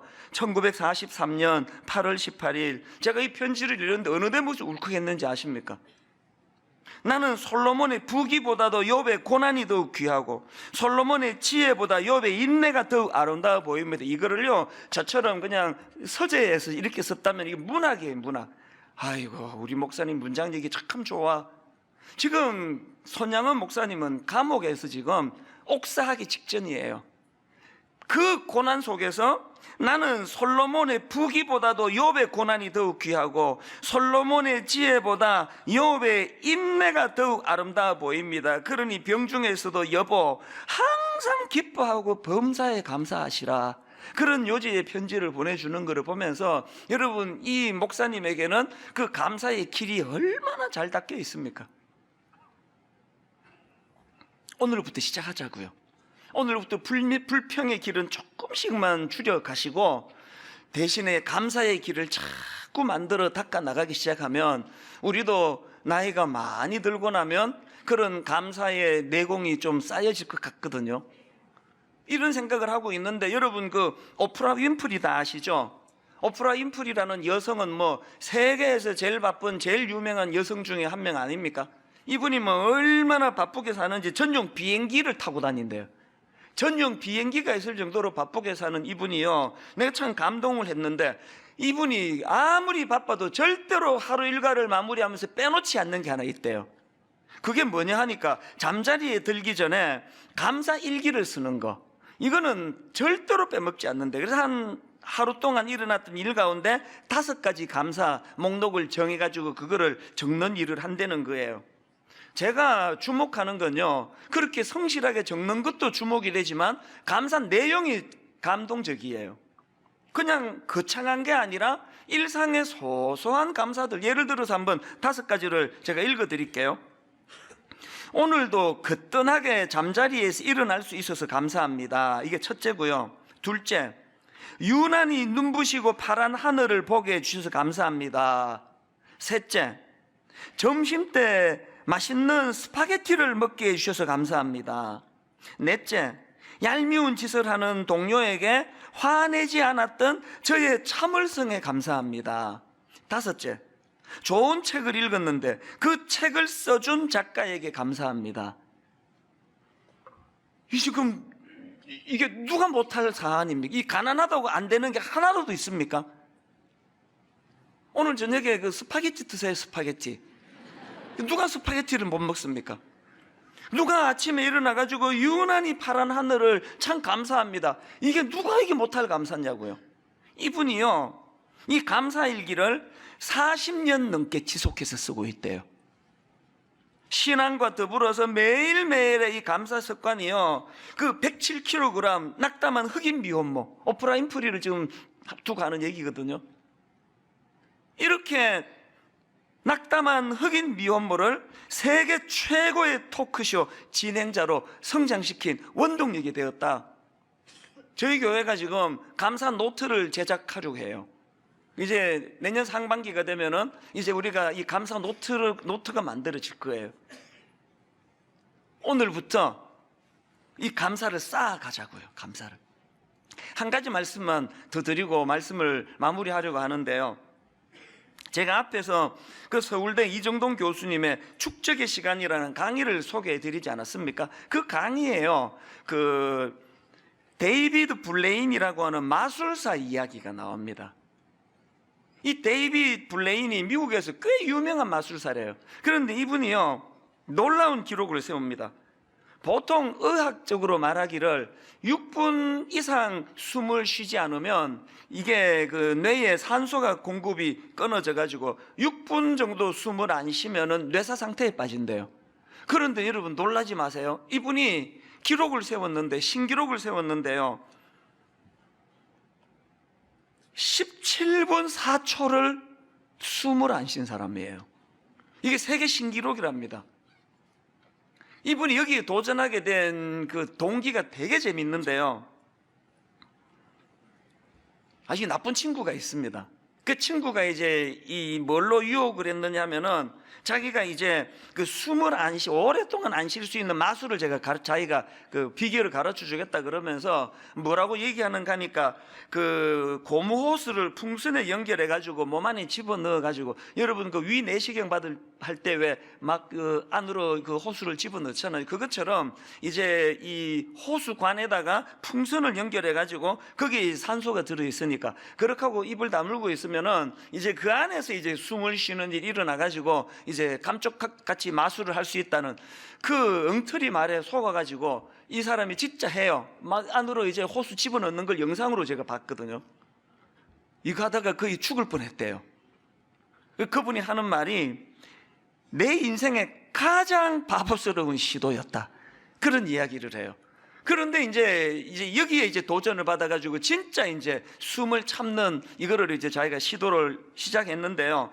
여러 전문가를 만나서 조언을 구하고 요가 선생님을 찾아가고 심장이 의사분도 찾아가고 정신과 의사도 찾아가고, 그래서 이 심장 박동을 줄이는 이 훈련을 막 엄청나게 오래 했답니다. 살도 빼고 식이 조절도 하고 호흡 조절하고 2년을 그렇게 훈련했대요. 그래가지고 이제 그 제가 조금 전에 말씀드렸던 그 오프라 윈프리 쇼에 나가가지고요, 그 영상으로 제가 봤거든요. 큰 이제 투명한 욕조 안에 이분이 그냥 들어가요. 아무것도 없이. 그래서 욕조 안에 들어가가지고 17분 4초 숨을 참습니다. 이 세계 신기록을 세워요. 어마어마한 대기록을 세웠는데요. 그리고는 이제 이 마술사가 미국의 유명한 테드 강의에 나와가지고 그 비밀을 이제 밝혀요. 이게 어떻게 가능했는지를 밝히는데 그 너무 싱겁게 얘기합니다. 뭐라고 말하느냐?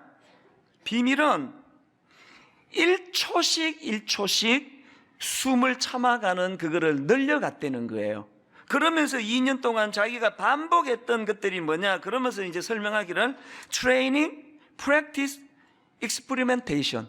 아까 그 교수님 그 우리나라 산업에 문제가 있다고 했던 빠진 세 가지가 이거 아닙니까? 연습, 훈련, 실험, 연습, 훈련, 실험. 이거를 2년 동안 반복을 해서 1초씩 시간을 늘려갔는데, 이분이 그 과정이 얼마나 힘들었는지 그 테드 강의 영상을 제가 보니까요, 이분이 트레이닝, 프랙티스, 그러더니 이렇게 울먹이는 거예요. 그 과정이 너무 힘들어. 세계적인 마술사가 그 강연을 하다가 울먹울먹하는 그 모습을 보면서 제 마음에서 무슨 생각이 들었는지 아십니까? 여러분, 영적인 신앙생활은 눈속임으로 되는 거 아닙니다. 여기다 뭐 집어넣고 가짜로 숨쉬는 이걸로는 성장이 없습니다. 성경에요, 죽음을 보지 않고 하나님이 데려가신 두 인물이 있지 않습니까? 엘리야와 에녹이 그 인물인데요, 엘리야에 대해서는 그가 얼마나 위대한 일을 했는지 열왕기 상하에서 얼마나 그 위대한 일들이 상세하게 기록이 됩니까? 그런데 놀랍게도 에녹에 대해서는 기록이 없습니다.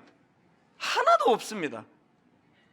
에녹에 대한 기록 한 몇 줄이 있는데요, 이게 진짜 의외예요. 창세기 5장 21절부터 23절이 그겁니다. 보십시오. 에녹은 65세에 무두셀라를 낳았고, 이게 지금 낳고가 나왔죠. 무두셀라를 낳았고, 무두셀라를 낳은 후 300년을 하나님과 동행하며 자녀들을 낳았으며, 맨 마지막에 그는 365세를 살았더라. 이분은요, 애 낳은 것 밖에는 기록이 없습니다. 한 게 없어요. 그런데 여러분이 22절 다시 한번 보시겠습니까? 무두셀라를 낳은 후 300년을 한 문장 들어가 있습니다. 하나님과 동행하며 자녀를 낳았으며, 일상생활 속에서 그는 하나님과 동행하며, 이 짧은 한마디가요, 엘리야가 막 어마어마하게 큰 일을 행했던 그 모든 것 이상으로 이게 압축된 설명이에요. 이게 여러분 다 아시지만 저는 엘리야과 아니에요. 전 죽었다 깨어나도 엘리야와 같은 영웅의 위치는 아닙니다. 엘리야가 했던 놀라운 기적적인 일 저 못합니다. 여기 엘리야과가 몇 되겠습니까? 다 자기가 엘리야라고 생각했지만 사실 다 에녹 아닙니까? 다. 우리 엘리야처럼 그렇게 막 엄청난 업적을 남겨가지고 하나님 눈에 드는 일 쉽지 않습니다. 우리 못합니다. 그러나 여러분, 우리 마음만 먹으면 에녹과 같이 그저 일상생활 가운데 소소한 일상에 하나님을 의지하고 그분보다 앞서지 않고 그분의 뜻을 구하고 그분과 함께 동행하며, 이런 것들이 축적이 되면은 하나님이 에녹을 너무너무 이뻐, 너무 사랑스러워, 그에게 놀라운 은혜를 베풀어 주신 것처럼, 여러분, 이 축적의 시간이라는 표현을 썼다고 오해하시면 안 됩니다. 내가 노력하는 거 아니에요. 내가 몸부림쳐서 얻어내는 거 아니에요. 에녹처럼 하나님과 동행하며 오늘부터 시작하자고요. 그래서 너무 부끄럽게 한국 기독교는 너무 얕아, 한국 교회 목사들은 스님이나 신부들보다 너무 얕아, 가볍게 짝이 없어, 이런 소리를 듣는 오늘 우리 현실에서 오늘부터 시작하죠.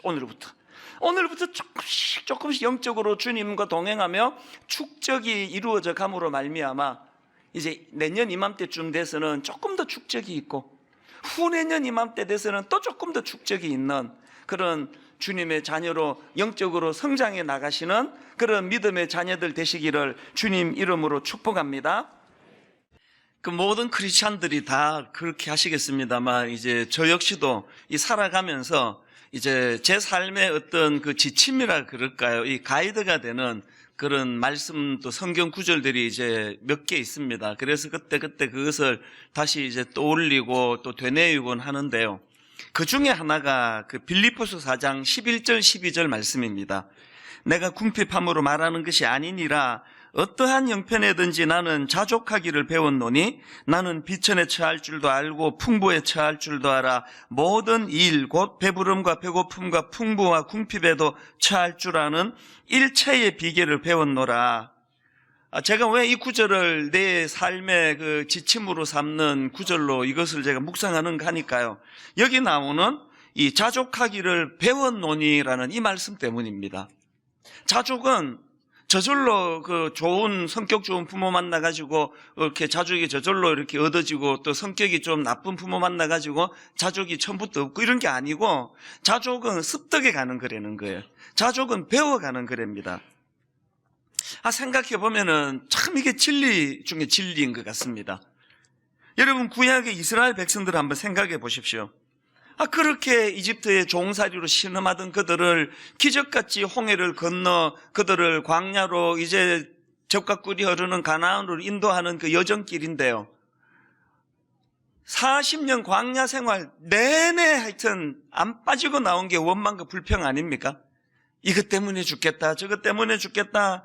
그래서 그 틈만 나면은 만나와 메추라기로 먹여주시고 불기둥, 구름기둥으로 인도해 주시는 은혜에 감격하고 감사하는 게 아니라 기회만 생기면 원망하고 불평하는 그 모습을 보면서 이 인간의 죄성이라는 것은요, 내버려 두면 나이 들면서 저절로 자족이 생기는 게 아니라 나이가 들면 들수록 원망과 불평으로 저절로 그렇게 가는 게 인생인 것 같습니다. 그래서 나이가 들면 저절로 성숙해져 가는 것 같지만 그렇지 않습니다. 많은 몸부림을 통해, 노력을 통해 이 자족을 배워야 한다는 것입니다. 자, 그럼 중요한 건 그럼 어떻게 자족을 배우는 것이냐? 자, 12절을 한번 보십시오. 나는 비천에 처할 줄도 알고 풍부에 처할 줄도 알아. 모든 일고 배부름과 배고픔과 풍부와 궁핍에도 처할 줄 아는 일체의 비결을 배웠노라.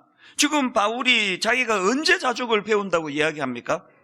물론 일이 잘 풀리고 세상에서 말하는 성공의 길로 나가가지고 막 그냥 마음에 본능적으로 자족이 넘치는 그런 경험을 통해서도 자족을 배우겠지만, 여기 보니까 정반대, 어떨 때는 너무너무 비참하고 비천한 자리에 빠지고 실패의 자리에 빠지고 가난으로 배고픔을 겪고 이런 과정들을 통해 가지고도 자족을 배운다는 거예요. 그래서 이 자족이라는 거는 우리가 하나님 앞에 민감하게 은혜를 구하면은 내 삶 전부가 다 자족을 배우는 이 학습장이라는 겁니다. 이런 의미에서 우리가 지금 이 자녀 교육을 정말 잘못하고 있는 건 아닌가, 그런 생각을 하는 겁니다. 요즘 온 나라를 그냥 미꾸라지 한 마리가 다 뒤집어 놓듯이 그 최순실 씨 문제로 진짜 온 국민들이 이게 집단 우울증이 걸린 것 같은 상황이에요. 그런데 그 중에서도 그 딸과 관련해가지고는요, 이 고3 애들이 막 울분을 어떻게 할 수 없어 하는 상황이에요. 그 왜 그러냐 하니까 이 권력을 가진 이 엄마가 그 딸을 어떻게 키웠냐 하니까 그저께 나온 그 기사를 보니까요, 그 최순실 씨 딸이 고3 때 학교 출석한 날이 고작 17일이래요. 고3 때 학교를 17일 나왔답니다. 하도 얘가 학교를 안 오니까 제 친구가 물었겠죠. 너 왜 이렇게 학교를 안 나오느냐 그랬더니 그 딸이 한 대답이 이래요. 나는 대학이 다 정해져 있어가지고 공부할 필요가 없어. 그래서 잠자느라고 지금 학교에 안 나온다는 게, 잠자느라고. 이런 이야기를 들으면 막 엄청 사람들이 분노하는데요. 그런데 여러분, 사실은요, 제일 불쌍한 게 그 딸이에요. 제일 불쌍한 게. 겉으로는 권력 가진 엄마 만나가지고 내 인생 대박이다 생각했을지 모르지만 왜 그 인생이 불쌍합니까? 지금 빌립보서에서 바울이 말씀하는 게 그거 아닙니까? 어떨 때는 쓰라린 실패도 경험하고 비천한 자리에도 빠지고 참 이 배고픔에 그 눈물을 흘리는 이런 아픈 과정들을 통해서 자족을 훈련하는데, 그 엄마가 그냥 이 딸 그 기회를 다 박탈해버린 거 아닙니까? 어떻게 이게 균형 있게 잘 자랄 수 있겠냐고요. 제 딸이 큰아이가 그 삼수를 해가지고 그 과정에는 참 가슴이 아프고 또 좀 억울한 면도 사실은 있거든요. 그러나 지나놓고 보니까 본인이 고백하고 저도 그렇게 인정하는 게, 이 삼수라는 쓰라린 기간을 통해 가지고 얼마나 성숙해지고 얼마나 애가 철이 들고 또 그런가 하면은 이 자족을 배워가는지, 그 과정이 너무너무 달게 이 아이에게 유익하더라는 거예요. 우리 인생은요, 버릴 게 하나도 없습니다. 이번 수능 고3 아이는 시험 잘 봐서 바로 대학 가면은 그래서 감사한 거고요. 재수하게 되면 또 이 과정을 통해서 자족을 배우니까 버릴 게 하나도 없습니다. 3년 그 큰아이 뒷바라지하고 작년에 대학 들어가서 허리로 펼려 하니까 둘째가 또 고3이 됐어요. 올 한 해 내내 또 그 자기 엄마가 그 수고를 많이 했는데요.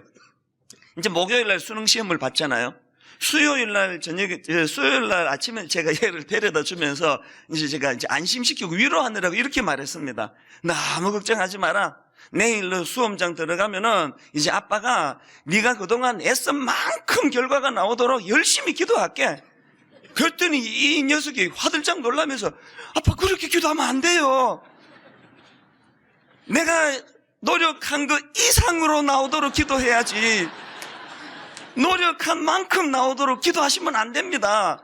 막 깜짝 놀라면서 그래가지고 제가 웃었거든요. 사실 얘가 들으면 또 화를 낼지 모르지만 저요 그렇게 얘가 원하는 대로 기도 안 했습니다. 하나님 얘가 준비한 만큼 결과 나오게 해달라고 저는 그렇게 기도했거든요. 하여튼 뭐 딸한테 큰 도움이 안 되는 아빠예요. 저는 제가 왜 이렇게 기도했을까요? 저는요 우리 딸이 목사 딸이래 가지고 하나님 나라의 이 특혜, 이 목사가 기도하면은 뭐 잘 들어주셔가지고 맨날 그냥 그런 특혜를 누리면서 공부는 요만큼 했는데 결과는 이렇게 나오고 인생은 늘 형통하고, 그럼 최순실 딸하고 다른 게 뭐냐는 거예요. 암만 목사 딸이지만 하나님 이 아이가 한 것 이상의 은혜는 안 주시면 좋겠습니다.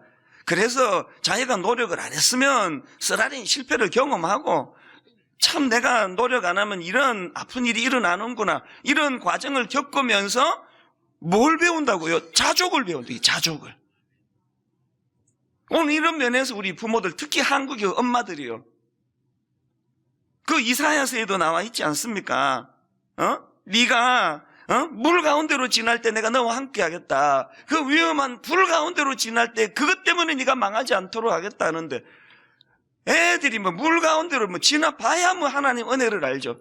그거 엄마가 다 해줄게. 물 가운데로, 불 가운데 위험한 데는 내가 다 해줄게. 너는 이제 공부만 해라.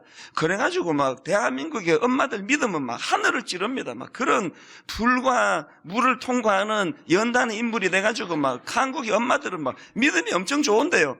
애들은 믿음이 하나도 없어요. 뭐 경험해 본 적이 있어요. 그래가지고 대한예수교 장로회 분당 우리 교회에서 가장 두려워하는 이단은요, 엄마교예요. 엄마교. 하나는 필요 없구나, 우리 엄마만 있으면 된다는 거 아닙니까? 지금 뭘 우리가 놓치고 있는 겁니까? 수능시험 끝나던 날 저녁에 나온 그 기사를 다 보셨죠? 저는 요 근래에 제일 감동을 받았습니다.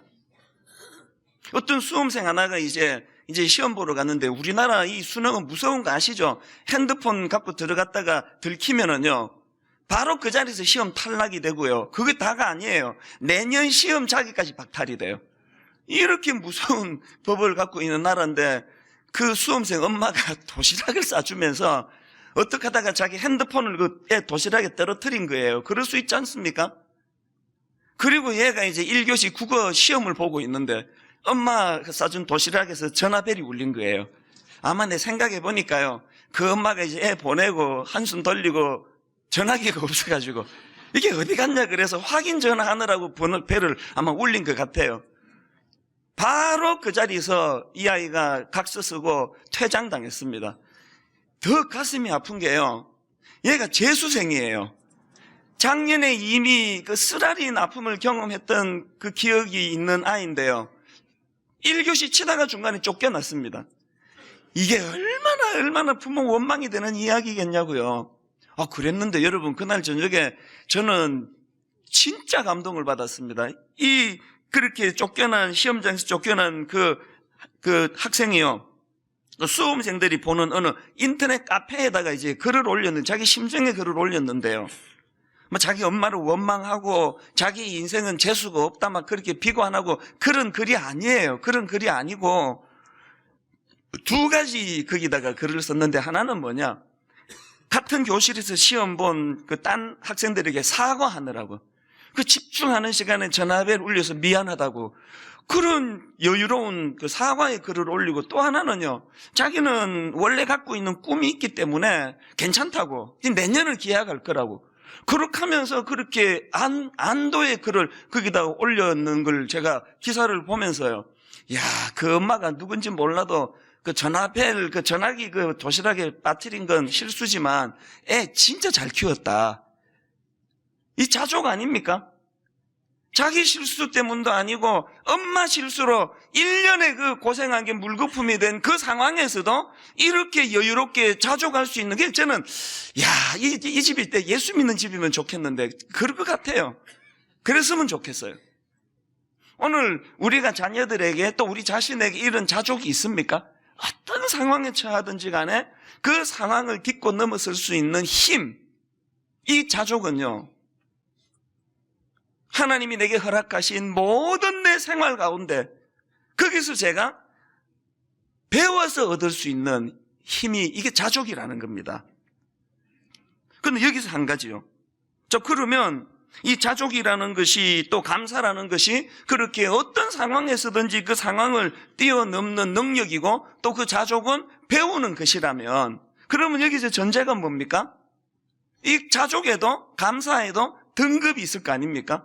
그냥 이렇게 세트로 확 주어지는 거는 차등이 없지만 이 배워나가는 것이라면 고등학문이 있고 저등학문이 있듯이 이 자족에 대해서도 이 감사에 대해서도 이게 등급이 있다는 생각을 제가 한 거예요. 그러고 보면은요, 이 얕은 감사가 있느냐 하면은 깊은 감사가 있고요. 또 덜 성숙한 감사가 있는가 하면은 더 성숙한 감사가 있는 거 아닙니까? 그 바탕에는 내가 어느 정도 이 자족을 배웠는가, 그것이 결정해 주는 거 아니겠습니까? 제가 오늘 본문을 이런 관점으로 좀 독특하게 좀 바라봤는데요. 자, 오늘 본문 요한복음 7장 37절을 한번 보십시오. 명절 끝날 곧 큰 날에 예수께서 서서 외쳐 이르시되 누구든지 목마르거든 내게로 와서 마시라.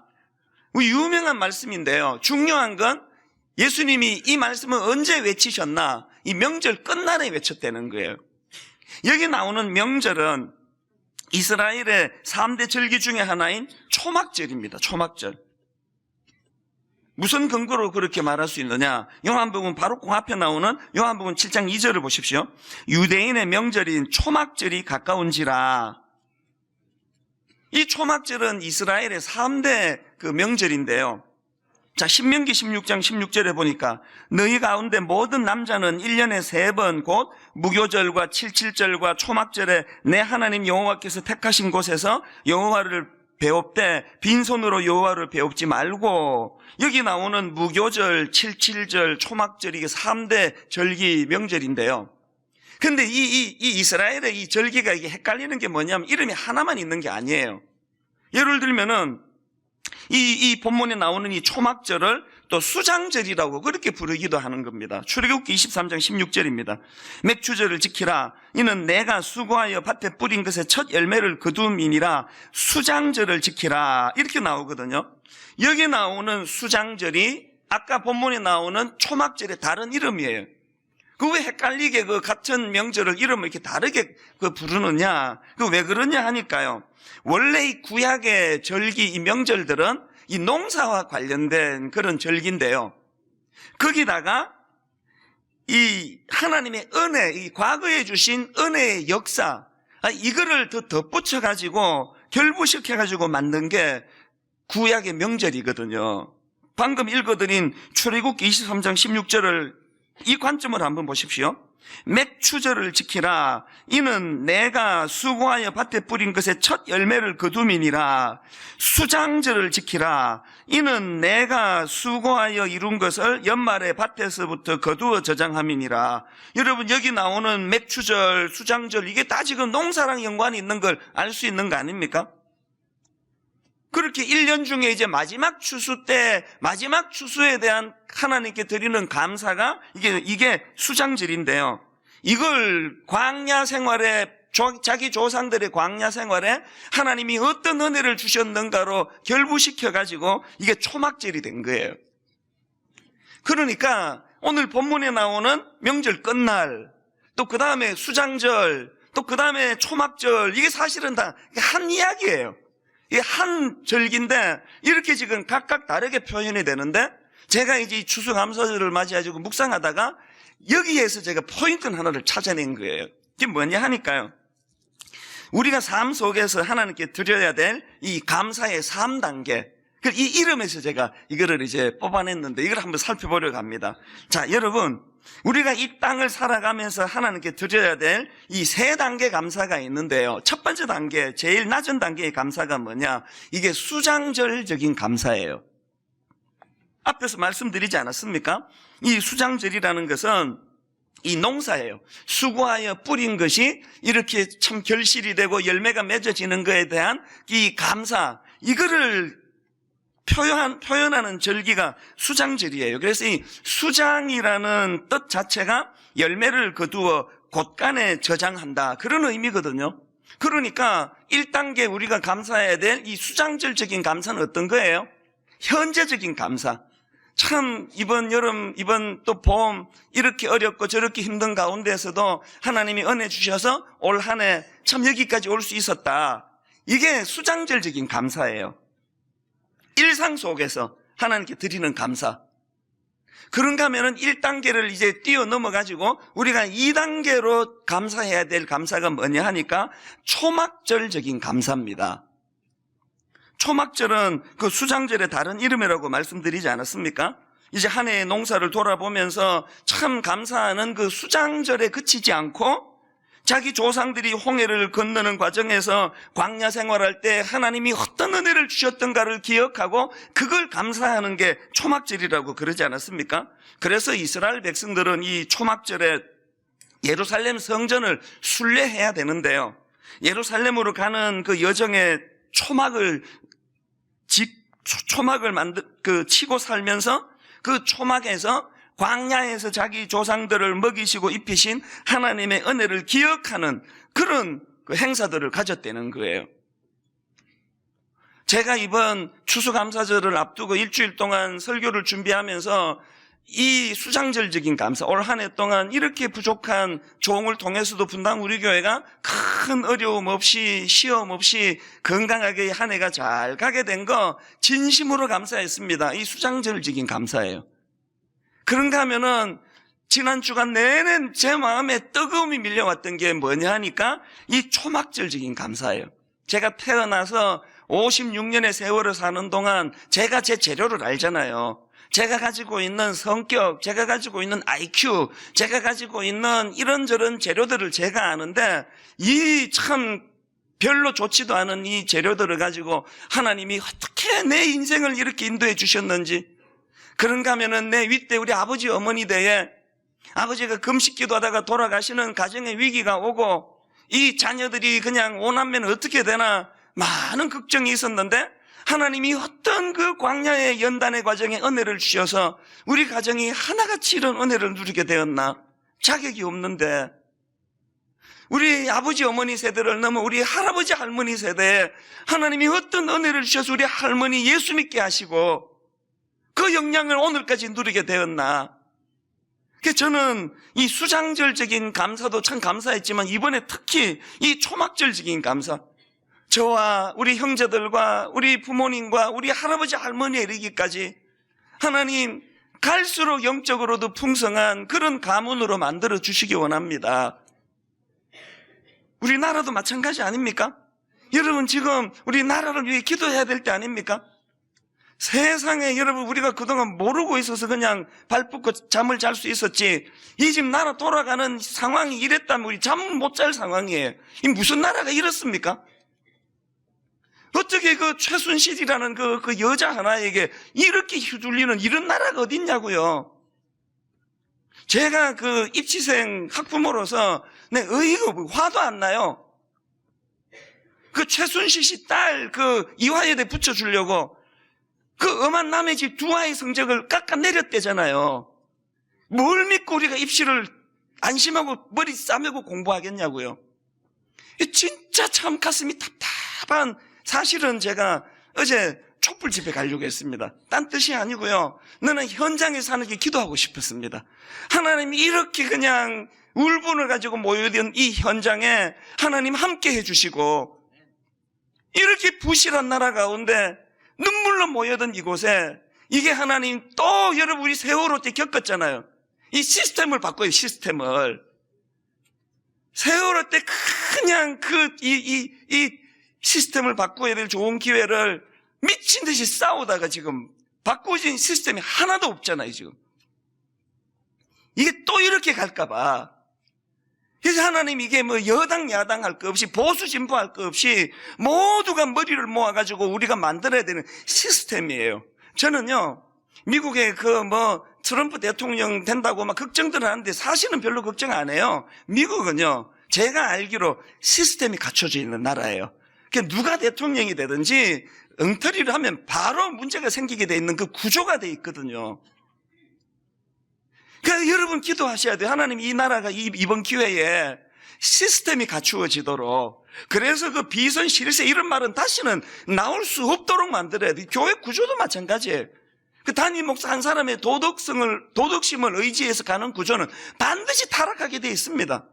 담임 목사가 함부로 손도 못 대는 시스템이 만들어져야 되거든요.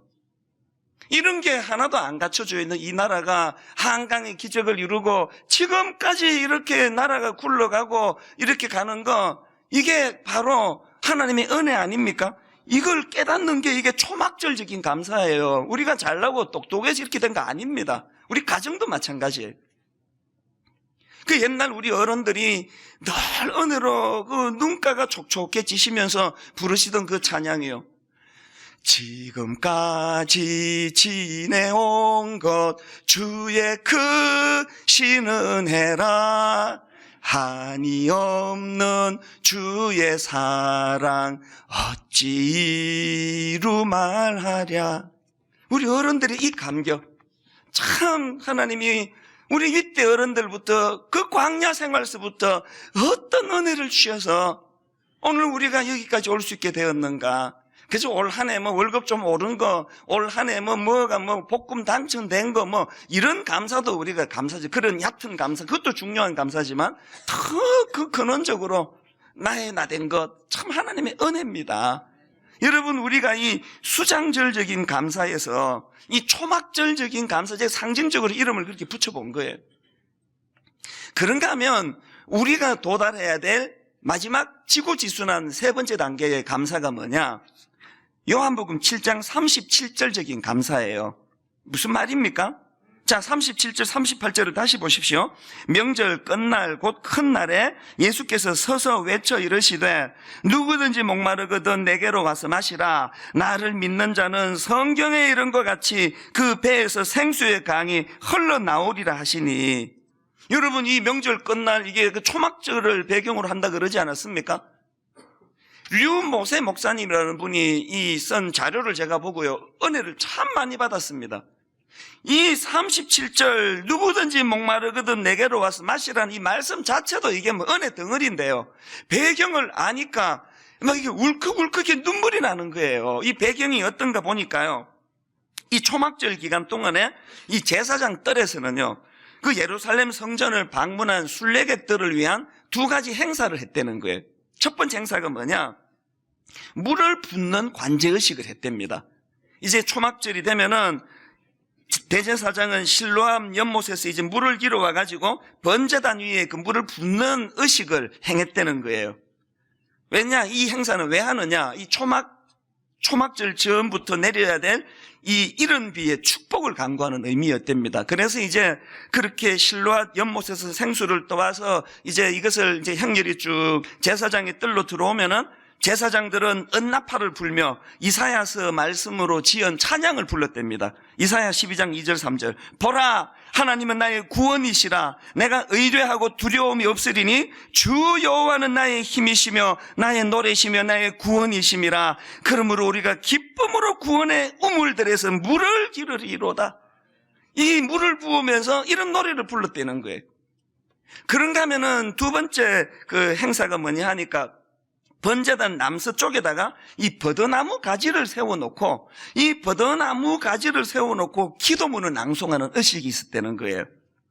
이 버드나무는 예루살렘 남서쪽에 있는 이 모짜라는 마을의 시냇가에서 꺾어 온 건데요, 이걸 시냇가에 있는 버드나무에서 이걸 왜 꺾어 왔느냐?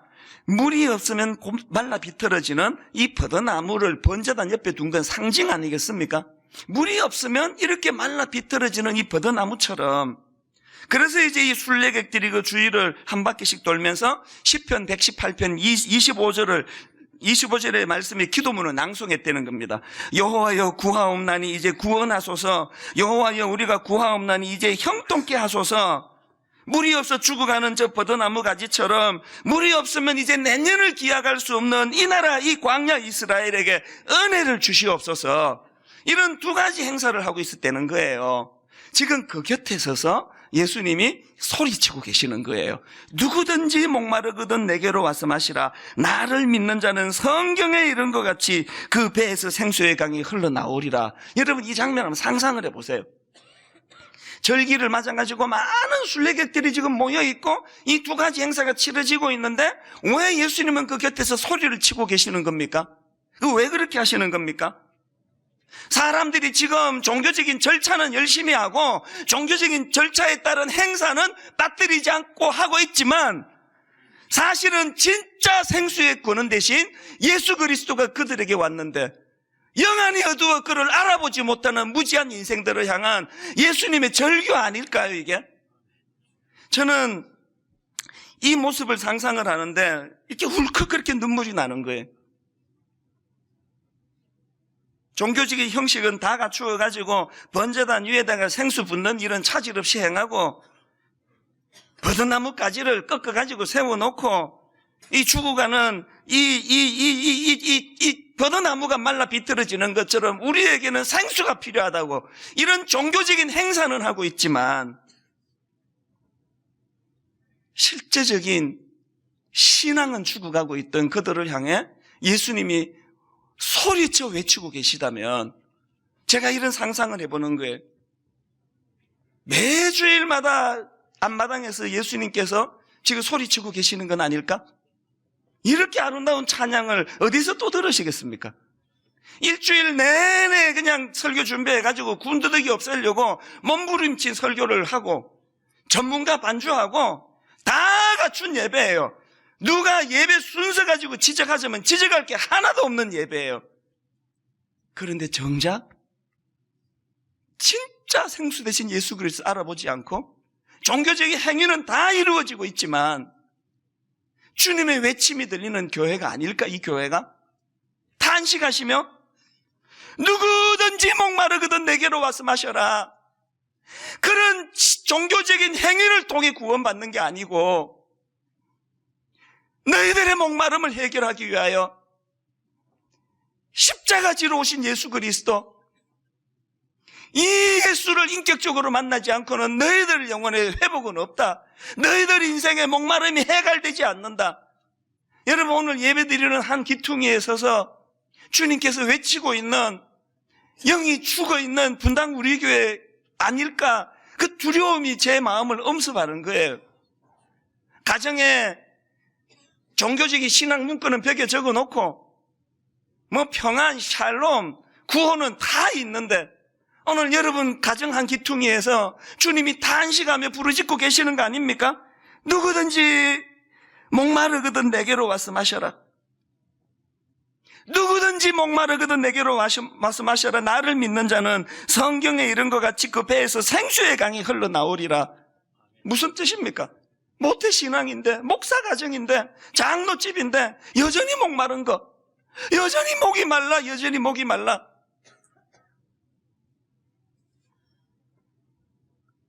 여러분 이 세 번째 단계가 왜 감사할까요? 그 영적으로 죽어있던 그 이스라엘 백성들을 포기하지 아니하시고 한 기퉁이에서 소리치고 계시는 그 주님의 모습, 그 은혜 아닙니까? 우리 포기하지 아니하시는 그 하나님, 그 은혜 아닙니까? 이걸 깨달을 때 다른 어떤 것보다 이게 감사한 거예요. 예수 그리스도의 존재 자체가 내게 감사해요. 이번 추수감사절은요, 이 얕은 감사, 그저 수장절, 곡식도 많아지고 우리 아들 그냥 공부도 못하는데 우리 딸이 그렇게 원하는 것처럼 공부한 이상으로 결과가 나오고, 이런 걸 감사하는 그 감사도 필요하겠지만 하나님, 바울이 예수 그리스도로 말미암아 그 풍성한 은혜를 그래서 여러분, 제가 아까 언급해드렸던 빌립보 4장 11절 12절을 다시 한번 보시겠습니까? 내가 궁핍함으로 말하는 것이 아니니라. 어떠한 형편에든지 나는 자족하기를 배웠노니 나는 비천에 처할 줄도 알고 풍부에 처할 줄도 알아. 모든 일고 배부름과 배고픔과 풍부와 궁핍에도 처할 줄 아는 일체의 비결을 배웠노라.